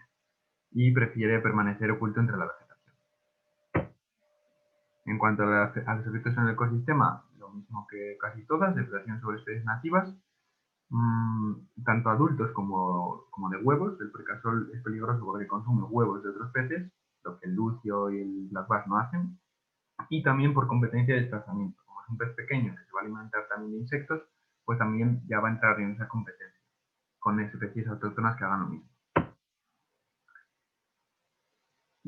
Ahora vamos a ver dos especies que son las percas verdaderas. Es decir, este se llama perca sol y este se llama perca americana, pero son percas americanas que pertenecen a la familia Centrarchidae, mientras que las percas verdaderas, o las que tenemos en Europa, sí que son de la familia Percidae, que en castellano son las percas, los pérfidos, ¿no? Entonces tienen las percas verdaderas, y tendríamos dos, que por suerte en La Rioja aún no son muy presentes, pero que, como digo, seguro que lo van a ser, por desgracia. La primera, la perca europea. La perca europea, que muchas veces, no sé por qué, o sea, no me parece mal, pero es curioso que a esta perca se le llama por su nombre latín, perca fluviatilis, directamente. Oís a los pescadores decir la perca fluviatilis, que, como digo, no me parece mal, pero me parece curioso porque no lo hace nadie con ninguna otra especie, y con esta sí. No sé por qué, ¿no? Pero bueno, ya sabéis que siempre repito en todas las charlas que lo importante de las especies es el nombre en latín, aunque es normal que no lo vayamos usando por ahí, pero es el importante, al que tenemos que hacer caso.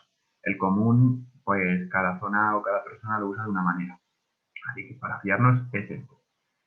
¿Qué es famoso de la perca europea? Sus dos aletas dorsales, divididas en dos, la picuda y la más suave, y sobre todo su color rojizo que la hace muy bonita en las aletas, en estas aletas. Y también, aunque a veces en los ejemplares de aguas oscuras no se ve, pero suelen ser verdes y con estas rayas negras que le bajan del dorso. Es una perca que no va a tener la boca tan grande como el black bass, por tanto no va a ser un depredador tan peligroso, pero también es un depredador. Su origen, como digo, ya no es América, sino que es Europa, casi toda Europa. La perca habita de casi toda Europa, menos, como digo, España y menos otras zonas del sur de Europa por estos temas de la evolución de los continentes. Y en La Rioja es un caso especial porque como hay posible presencia en el pasado, porque no he encontrado nada oficial, pero la gente sí que te dice en algunos pueblos que antes en las balsas había percas. ¿Qué pasa? Que al black bass muchas veces se le llama perca, sin más. Entonces pasa un poco como lo de los tritones y las salamandras, que la gente llama al tritón jaspeado salamandra, pero no es. Pero tú se lo explicas y te siguen, o sea, y lo siguen admitiendo, te dicen, no, que es salamandra, pues con esto igual, te dicen, no, que era perca. Y tú le dices, pero que hay perca europea y perca americana. Una tiene estos colores, tal, no sé, no, que sí, que eran perca. Y claro, o sea, esa yo es la única fuente que conozco en la Rioja. Lo que pasa que la he incluido aquí porque el riesgo de que aparezca en La Rioja en el futuro otra vez o por primera vez es muy grande. ¿Por qué? Porque lo tenemos muy cerca, concretamente en el embalse de Ayot y también en el de Vitoria, un poco más lejos, hay mucha perca.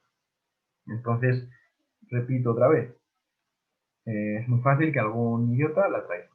Y además esta especie ya no es tanto de aguas cálidas como la perca americana, sino que prefiere aguas frías, así que se podría adaptar muy bien a los embalses de la montaña, lo cual, como digo, me preocupa bastante. Y debería preocupar sobre todo a la administración. Bueno, no me la perca europea va a ser un depredador también. No va a buscar carroñas, no va a buscar restos, va a depredar y sobre todo va a depredar peces. Es un animal que está muy especializado en cazar peces, aunque es menos agresiva, como he dicho, que otras especies como el black bass, pero no es que sea menos agresiva porque sea más maja, sino porque su boca es más pequeña. Entonces ella es consciente de lo que puede cazar y lo que no. Va a preferir, una vez más, aguas calmadas, pero prefiere que sean claras, frescas y oxigenadas.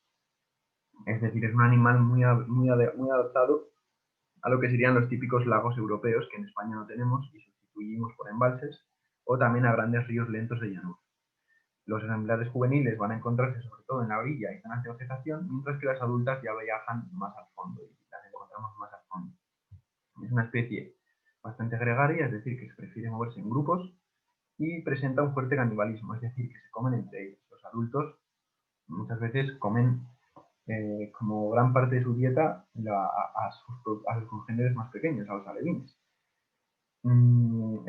Esto se pone en manifiesto porque muchas veces es curioso que en algunos lagos embalses casi solo hay perca, es decir, tú en la orilla no ves otra especie de la que la perca se puede alimentar, pero ella misma, como se alimenta de sus crías, pues sobrevive. En cuanto a efectos, lo mismo de siempre, depredación sobre especies nativas y también competencia de desplazamiento porque cuando son pequeñas comen insectos, comen pececillos y pueden realizar durante esa época pues, la misma función que otros peces nativos pequeños. También puede llegar a competir con la trucha, porque, como hemos dicho, que viven en aguas claras y oxigenadas, pues en aquellos lagos donde viva trucha o embalses, pues va a realizar una función bastante parecida a la trucha. Entonces podría llegar a desplazarlo. Y la otra perca europea, o perca verdadera, la lucioperca, que como su nombre dice, pues tiene unas características intermedias, por así decirlo, entre un lucio y una perca. Es una perca pero bastante alargada. Una vez más vemos lo característico de ellas, que es la doble aleta dorsal, ¿no? Pero un cuerpo bastante más alargado y una coloración más oscura. Lo mismo, orden vertiforme, familia perdida y origen también Europa, menos España y otras zonas. Y en La Rioja ya sí que su presencia es comprobada en dos embalses, en el de Valbornedo de Navarrete y en el de Perdiguero de Calahorra. Decir que yo alucino un poco con este caso, porque, o sea, no es que alucine, porque no me sorprende, pero que yo sepa, apareció por primera vez en el Perdiguero. El Perdiguero es un embalse que lo gestiona un coto de pesca. Y claro, estamos hablando de que es una especie exótica invasora y apareció por primera vez en ese embalse. Si aparece en el Ebro o en un río es más difícil de controlar. Pero es que la sensación que dio es que apareció en ese embalse y nadie se inmutó. Es decir, se alegraron, lo vieron simplemente como un recurso de pesca, ¿no? Deportiva. Y venga, pues tenemos la lucioperca, genial, un pez más. Y ya está. Y de ahí, pues gente lo llevó al de Valbornedo, pero bueno, pues la cosa va a seguir. Aparecerá en la Grajera en los próximos años, aparecerá en el Ebro, ¿no? Y bueno, también la tenemos en Ayoz también, en Navarra, y en la Puerta del Pozo de Soria, de Vinuesa. O sea, se adapta también a aguas frías, como la perca europea. Peligro para los embalses de montaña de La Rioja y para sus especies.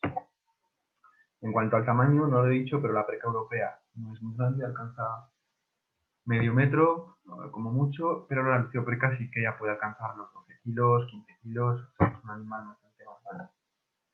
Es un depredador activo, lo mismo, va a cazar y va a cazar sobre todo peces. Es una especie muy adaptada a cazar peces, que va a preferir aguas calmadas, abiertas, también claras, frescas y oxigenadas, aunque se puede adaptar a otras aguas diferentes como lo hace en el Ebro, sobre todo en el tramo de Aragón, en el que vive pues, con el Ebro en aguas oscuras y menos oxigenadas, ¿no?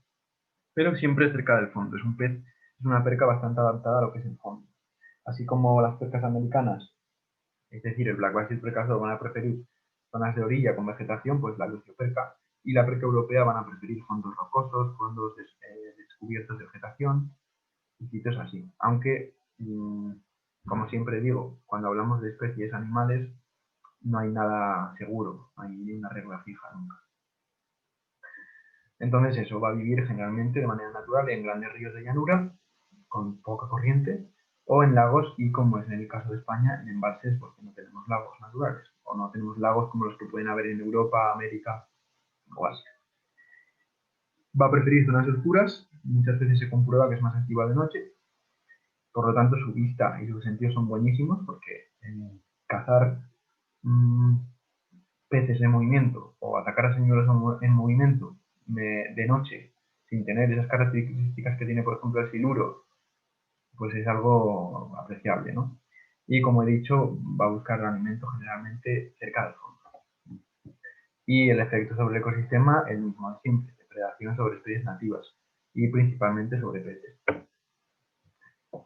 Ya salimos de lo que son las percas, hemos salido al principio de los peces gato y ahora enfocamos las percas y entramos en un grupo, en un orden también enorme de peces, que es el de los cipriniformes, y concretamente la familia Cyprinidae o ciprínidos, ¿no? Los ciprínidos, muchos tienen barbillones, pero otros no, y se caracterizan por lo que se llaman dientes faríngeos, que son unas piezas que tienen dentro de la faringe para triturar el alimento. Aunque los labios los tengan desnudos, descubiertos, carnosos, pero dentro sí que tienen piezas para triturar alimentos. El primer ejemplo sería la carpa. La carpa, que es originaria de Asia, aunque lleva tanto tiempo en Europa y en España que se puede decir que se han naturalizado, aunque por ello no debemos olvidar sus efectos negativos. En La Rioja actualmente la podemos encontrar en absolutamente todo el Ebro. Va a preferir zonas calmadas, pero bueno, se intercala entre esas zonas calmadas y al final en todo el Ebro. También en casi todas las balsas y embalses del valle, porque es un animal que aguanta unas condiciones exageradas de poco oxígeno, mucha temperatura, mucha contaminación, poca agua, va a ser capaz de sobrevivir. Entonces casi siempre pues todo el mundo coge carpas y las lleva de aquí para allá a los embalses, ¿no? y a los ríos. Y también la podemos encontrar en uno de los embalses de montaña, concretamente en el de González la Casa, o coloquialmente llamado el de Ortigosa o el del Trasillo. Lo característico de la carpa, tiene muchas libreas diferentes. Librea significa por así decirlo, su patrón de coloración. Esta sería la carpa común, pero hay una variante muy famosa que es la carpa royal, que solamente tiene alguna escama suelta y el resto del cuerpo lo tiene desnudo. Es muy bonito. También creo que se le llama carpa espejo, carpa real, no sé, es que todos los nombres comunes ya digo. Pero la carpa común sería así, con todo el cuerpo cubierto de escamas. A veces puede tener esta coloración semirrojiza en las aletas de abajo. Aprovecho esta foto de la carpa que se ve muy bien para nombrar las aletas porque viene bien para el resto de peces, ¿no? Esta sería la dorsal, la de arriba. Algunos peces pueden tener aquí una pequeñita que se llama adiposa porque no tiene radios, porque sería carnosa. No confundir lo que hemos visto de las percas que tienen dos dorsales con adiposa. Una cosa es la dorsal que tiene radios, que puede ser una sola, o puede ser dos, o puede ser una con dos partes. Pero la adiposa sería totalmente contrario. La adiposa sería esta. Esto es una aleta adiposa, ¿no? Esto sería una aleta dorsal dividida en dos, pero es una dorsal. Aprovecho para decir que el lucio es muy característico por tener la dorsal muy atrasada. Muy atrasada. Siguiendo con las aletas, esta sería la caudal, es decir, la cola. Esto sería la anal, porque sale de la base del ano, que es la que el siluro tiene muy larga. Estas serían las pélvicas o ventrales, también fácil, pélvicas, porque estarían en esta zona, pero me gustan más ventrales porque salen del vientre. Y las aletas pectorales, ¿no? También el nombre lo dice, son las que tienen a los lados, que suelen salir muy cerca de la zona de la branquia. Entonces ya viendo las aletas, seguimos con la carpa. La carpa es un pez omnívoro, aunque principalmente herbívoro o incluso detritívoro. Detritívoro significa que se va a alimentar de detritus. Detritus son al final restos vegetales o animales que están en el fondo, pues la carpa se alimenta de ellos. Y claro, al consumir eso, pues muchas veces va a consumir indirectamente también invertebrados que están en ese fondo. Pero bueno, la carpa acepta todo tipo de alimentos. Va a preferir aguas calmadas con suficiente profundidad, ya que es un pez que alcanza grandes tamaños, y prefiere que haya presencia de vegetación sumergida o, como he dicho, de esos refugios en forma de madera, ramas, troncos, etc., ¿no? Suele ir en grupos y busca siempre el alimento en el fondo. Absorbiendo el fango o el limbo, ella consume lo que considera de ahí. Y ya, como es un animal omnívoro o incluso herbívoro, ya no va a ser ese único problema el de depredación de especies nativas, aunque también, pero como pongo ahí, es poco, porque alguna vez sí que puede consumir huevos de anfibio, puede consumir huevos de peces, puede consumir algún pez pequeño, pero no es el problema de la carpa. Los problemas de la carpa son más que aumenta la turbidez de las aguas, porque como se alimenta, pasa todo el día recorriendo ese fondo y moviendo el fango del fondo, pues eso va a aumentar la turbidez de las aguas, lo que va en contra de otras muchas especies, ¿no? De aguas claras. También va a hacer que disminuya la vegetación natural, pues por alimentarse de ella o por arrancarla. Al mover el fondo, arranca la vegetación y, como he dicho, también depredando, pero más huevos de otras especies. De hecho, hay problemas muy graves con la carpa en humedales naturales, por eso, porque disminuye la vegetación, aumenta la turbidez y todos esos cambios que genera son un desequilibrio para el ecosistema y se ha comprobado que la carpa puede llegar a influir en la presencia de aves. Es decir, hay aves autóctonas acuáticas que ya no pueden estar en ciertos humedales por culpa de que hay carpa. Eso sí que es curioso y hay que tenerlo en cuenta. El carpín, muy similar a la carpa, por eso no me va a parar tanto en él.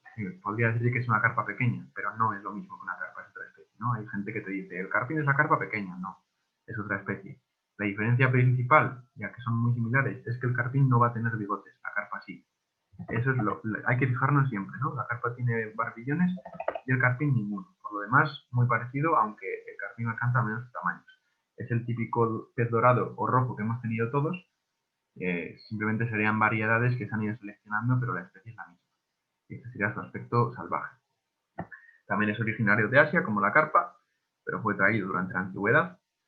Y en La Rioja, en casi todo el Ebro, lo podemos encontrar, aunque y también en la mayoría de balsas y embalses del valle. Y también se dice que en el embalse de González de Acasa. Dieta lo mismo que la carpa, aunque algo más insectívora. Para vivir va a elegir aguas calmadas con suficiente profundidad como la carpa, pero depende más de la presencia de vegetación. Es decir, la carpa la podemos encontrar en zonas muy abiertas, pero el carpín sí que va a preferir casi siempre vivir entre la vegetación, vivir entre las raíces de la orilla y zonas así. Tampoco está tan ligado al fondo como la carpa. La carpa siempre va a ir rebuscando el fondo. De hecho, vemos que la boca la tiene hacia abajo, pero el carpín la tiene más dirigida adelante, ¿no? Y entonces va a alimentarse de cosas más variadas, no tanto siempre en el fondo, que también. Y se mueve en pequeños grupos, pero también en solitario. Como he dicho, entre la vegetación, y prefiere que el agua no sea demasiado clara. En el ecosistema muy similar a la carpa, va a competir por los recursos con especies pequeñas, va a aumentar la turbidez del agua al remover el fondo y la vegetación, y también va a depredar sobre huevos o insectos. El último ciprínido, el alburno.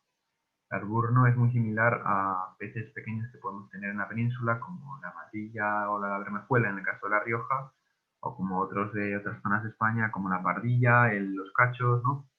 Es un ciprínido de pequeño tamaño. Lo característico de él es este cuerpo plateado, unas escamas muy grandes que además se desescaman con facilidad cuando lo tocas, en cuerpo bastante aplanado lateralmente, no es tan, no me sale la palabra, pero la madrilla o los autóctonos serían como más un cilindro. Este, sin embargo, es muy plano, si lo ves desde arriba, el alburno. La boca la tiene muy súpera, es decir, muy orientada hacia arriba, por lo que se va a alimentar a media agua, pero sobre todo arriba también. La posición de la boca de un pez nos indica en qué zona se alimenta. Puede ser ínfera hacia abajo, alimentarse en el fondo. Puede ser, no me sale el término, pero puede estar más orientada hacia una zona media, donde se alimentaría en casi todos los lugares, ya sea en la lámina media del agua, en el fondo, en la superficie, o puede ser súpera, es decir, orientada hacia arriba, y lo que nos va a indicar que se alimenta sobre todo en superficie o cerca de la superficie. Característico del alburno también es aleta anal bastante larga. Lo dicho, es de la familia de los ciprínidos también, y es originario de Europa y pues, bueno, de muchas zonas de Europa, o casi toda Europa central, menos España y otras zonas del sur.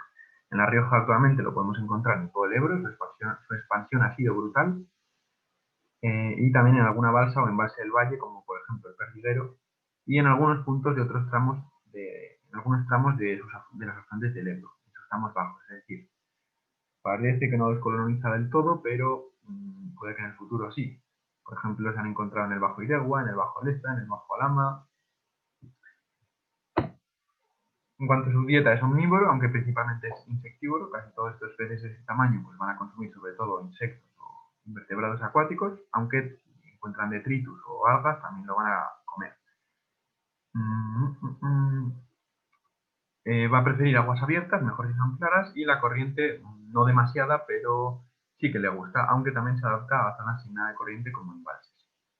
Es un pez muy gregario, va en grandes cardúmenes. Cardumen es un grupo de peces, es decir, va en grandes grupos numerosos, y como he dicho lo de la boca, se alimenta sobre todo en la parte media o alta de la lámina de agua. Y sus principales problemas son que compite con otras especies por ocupar por el mismo nicho ecológico. Ese es su principal problema. En La Rioja ha desplazado, por ejemplo, a la madrilla, ya que ocupa su mismo nicho, su misma función en el ecosistema del Ebro. Y la depredación sobre larvas o huevos de peces, eso no es el principal problema del alburno. El principal problema es el primero. Y voy a empezar a darme un poco más de prisa para acabar con las que quedan, ¿no? Así que bueno, pero como os he dicho al principio, esta charla la voy a dar presencialmente también. Y ahí, bueno, como ya he tenido la experiencia de darla online, ya me ajusto mejor al tiempo. Pero claro, al final al dar tanto contenido es complicado siempre no quedarte corto, no quedarte largo. Entonces voy a correr un poco más, pero como cualquier duda me la podéis preguntar, y de hecho me gusta que me preguntéis las dudas, y como luego se dará presencialmente, pues quedará todo claro, yo creo. El penúltimo pez, si no me equivoco, la trucha arcoíris. La trucha arcoíris ya pues relacionada con las truchas, es decir, es salmoniforme y salmónido, que es originaria de los ríos de la costa occidental de Norteamérica. En La Rioja, por suerte, no se reproduce de manera natural, eso ha sido una salvación para nosotros, o mejor dicho, para la trucha común, y la podemos encontrar en puntos aislados donde aparece porque es soltada periódicamente de los afluentes del Ebro, León, Najerilla, Iragua, Ciracos, sobre todo en cotos intensivos o cerca de piscifactorías de las que escapa, y también en algún embalse donde se introduce para la pesca, como la Grajera, el Perdiguero o el Ortigosa. Lo característico y por qué tiene el nombre de arcoiris es esta línea rosada que tienen los ejemplares. Se diferencia de la trucha común porque la arcoiris tiene la aleta caudal, recordad la de la cola, con muchas motas. Tiene un moteado más intenso que la común. Además, su boca no es tan prominente como la nuestra, como la común. En cuanto a la dieta, es un depredador oportunista, va a consumir casi de todo, peces, invertebrados, anfibios, casi todo lo que encuentre, siempre que sea carne, siempre que sean animales. Va a preferir vivir en en ríos de aguas frescas y oxigenadas, aunque tolera peores condiciones que la trucha común. Es decir, puede vivir en ríos con menos corriente, incluso en embalses, ríos con más temperatura, con menos oxigenación, es más adaptable que la común, ¿no? Y asimismo tampoco va a colonizar los tramos tan altos como los que coloniza la trucha común. En cuanto a sus costumbres, podemos decir que lo que he comentado, que es muy adaptable, que busca comida en todas las partes del cuerpo de agua, es decir, fondo, lámina media, superficie, orilla, todo, y que es muy agresiva y muy territorial. Y pues bueno, depreda sobre especies autóctonas y sobre todo va a competir con la trucha común por los mismos recursos y por el mismo hábitat. Y el último pez exótico presente en La Rioja, por suerte, no muy frecuente, pero en otras zonas de España es un problema ya exagerado. Es la gambusia o pez mosquito. Es un poecílido, como los famosos guppies de los acuarios. Es un pez ovovivíparo, es decir, que va a parir crías vivas, ya formadas, no va a poner huevos, eso es una ventaja evolutiva muy grande. Y la característica así rápida es que este de abajo es el macho y está aquí la hembra. Es decir, el macho es mucho más pequeño y tiene esta aleta grande que se llama gonopodio, que es con la que fecunda a la hembra. Es, por así decirlo, el pene de los peces, el gonopodio. Y esta es la hembra, con esta característica manzanera aquí en la base de la tripa. Y sin este aparato reproductor masculino. Procede de Norteamérica y en La Rioja se le puede encontrar en algún punto del Ebro con las condiciones que a ella le gustan, que por suerte no son muchos puntos en La Rioja, en Zaragoza sí. En zonas más estancadas hay una barbaridad de gambusias ya. Y también en ciertas balsas del valle. Como su nombre indica, va a alimentarse principalmente de larvas de mosquito, pero también animales similares. Y es muy adaptable, va a comer también aparte huevos, larvas, juveniles, peces y anfibios. Va a preferir aguas calmadas con mucha vegetación. Es un pez muy gregario, siempre se vive en grupos enormes. Prefiere zonas profundas, es decir, poco profundas, es decir, cerca de la orilla y con esa vegetación mencionada. Va a ir siempre cerca de la superficie porque si os fijáis la boca es muy súpera, o no sé si se ven aquí, pero la boca es muy orientada hacia arriba para alimentarse precisamente de esos mosquitos o insectos de la superficie. Repito también que es una especie ovovivípara, lo que significa que pare crías vivas. Ovovivípara, pues viene de ovípara, que se reproduce por huevos, pero vivípara, que pare las crías vivas. Es decir, que sí que produce el huevo, pero el huevo eclosiona dentro de la madre. Entonces la cría aparece, nace ya viva, ¿no? Entonces es una mezcla. Y esta especie prolifera mucho porque tiene una gran adaptabilidad genética, o mejor dicho, no adaptabilidad genética, sino que tiene mucha variedad genética y ya sabemos, o comento que la adaptación de una especie está condicionada muchas veces por su variedad genética. Si tiene mucha variabilidad genética, la probabilidad de que esas condiciones genéticas sean adecuadas para unas condiciones ambientales es mayor. Entonces, cuanto más variabilidad, más probabilidad de adaptación. Y la gambusia varía mucho genéticamente, entonces enseguida aparecen individuos o poblaciones muy adaptadas a las condiciones del lugar. Y en el ecosistema lo que hace es depredar sobre especies nativas y competir muy fuertemente con especies que vivan, sobre todo, pues, en la orilla. O especies similares como el conocido, que os animo a buscarlo, el fartet y el samaruc, que son especies muy similares a la gambusia, pero autóctonos de los humedales españoles mediterráneos, que la gambusia llegó a ellos por motivos que comentaré en la siguiente charla, como he dicho, y está fastidiándolos, o sea, prácticamente llevándolos a su extinción. Ya eso para finalizar con los peces, nos quedarían los crustáceos y los moluscos, que voy a decir, como digo, de forma muy rápida, porque es que tengo que acabar puntual, por tema de que otras personas necesitan esta plataforma, pero que en la charla presencial intentaré centrarme mejor en ellos. En cuanto a crustáceos en La Rioja, teníamos el cangrejo señalo de California y el cangrejo rojo americano, y vamos a ver un poco por encima de ellos. El señal sería este, con esta señal blanca en las pinzas, por eso se llama su nombre, también es americano, y en La Rioja lo encontramos en algunos puntos del Ebro, aunque no tanto en el Ebro, más en sus afluentes, sobre todo en Ajarilla, Iregua, Tirón, y cada vez más en el Leza o en el Cidacos. Como todos los cangrejos, estos van a ser ambos, van a ser omnívoros, principalmente detritívoros, alimentándose de los desechos del fondo, y van a vivir tanto en ríos como en lagos, aunque el señal prefiere sustratos rocosos. Ambos son lucífagos, es decir, huyen de la luz, prefieren zonas oscuras o moverse de noche, y su actividad en el ecosistema es la de carroñero.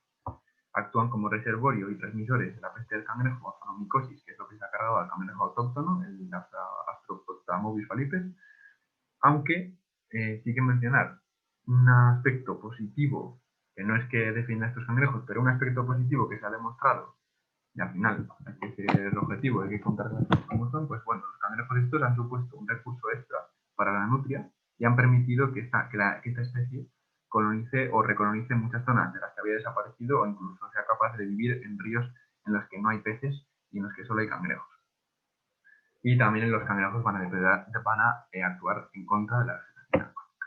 Y el cangrejo rojo de las marismas, o americano, entre comillas, porque ambos son americanos, así que este nombre no me gusta. Y lo de rojo también, ojo, porque yo he visto a estos cangrejos ser incluso azules, marrones, negros, así que cuidado.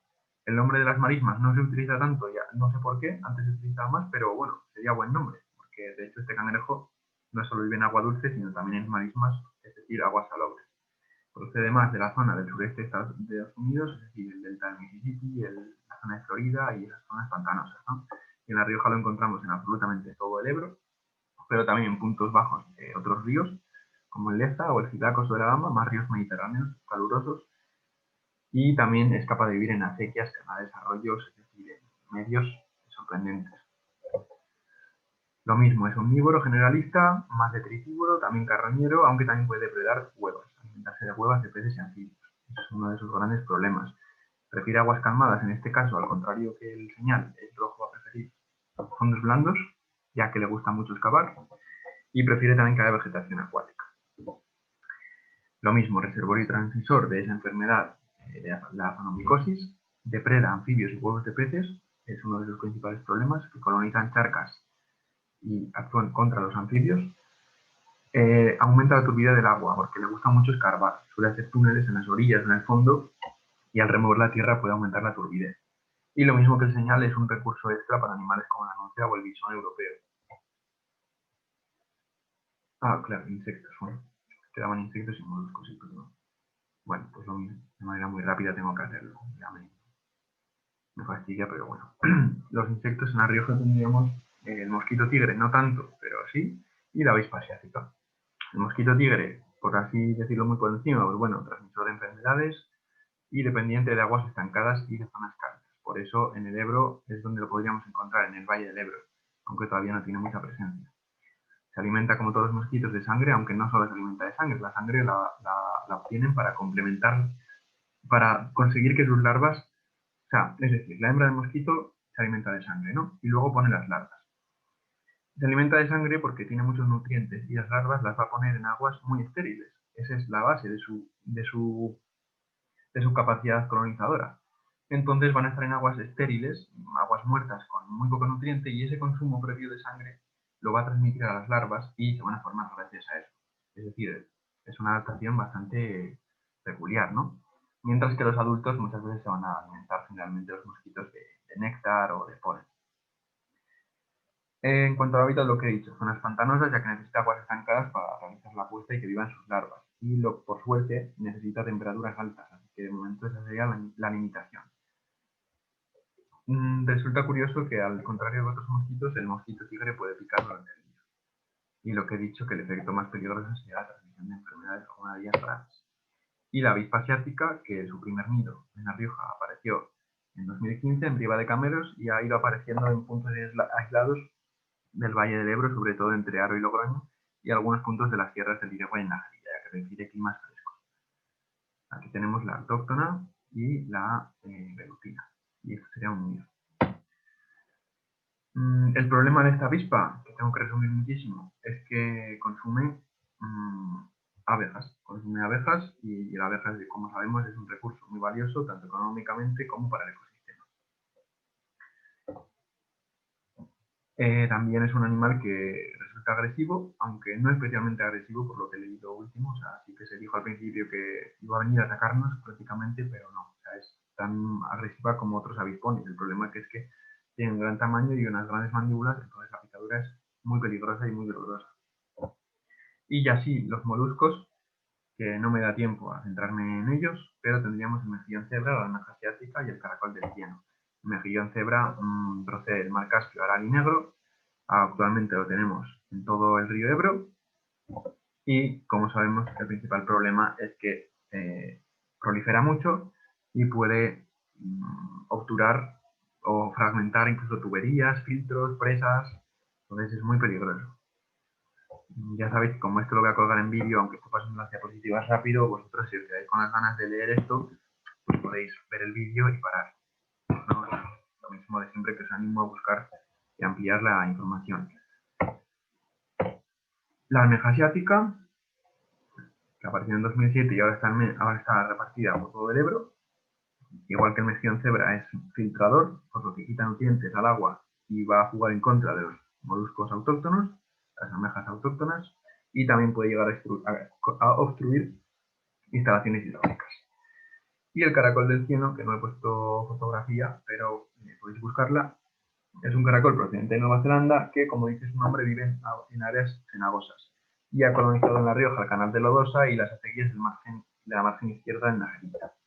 Sus principales problemas es que consumen muchos recursos porque alcanza grandes densidades, entonces va a ir en contra de especies autóctonas de caracoles y similares. Y también puede llegar a obturar infraestructuras de riego a causa de esa gran densidad de alcance. Y luego, sin más, había puesto aquí una lista de otras especies invasoras de las riberas, pero que no están en La Rioja de momento, y que en España, por si queréis consultar algo de alguna de ellas.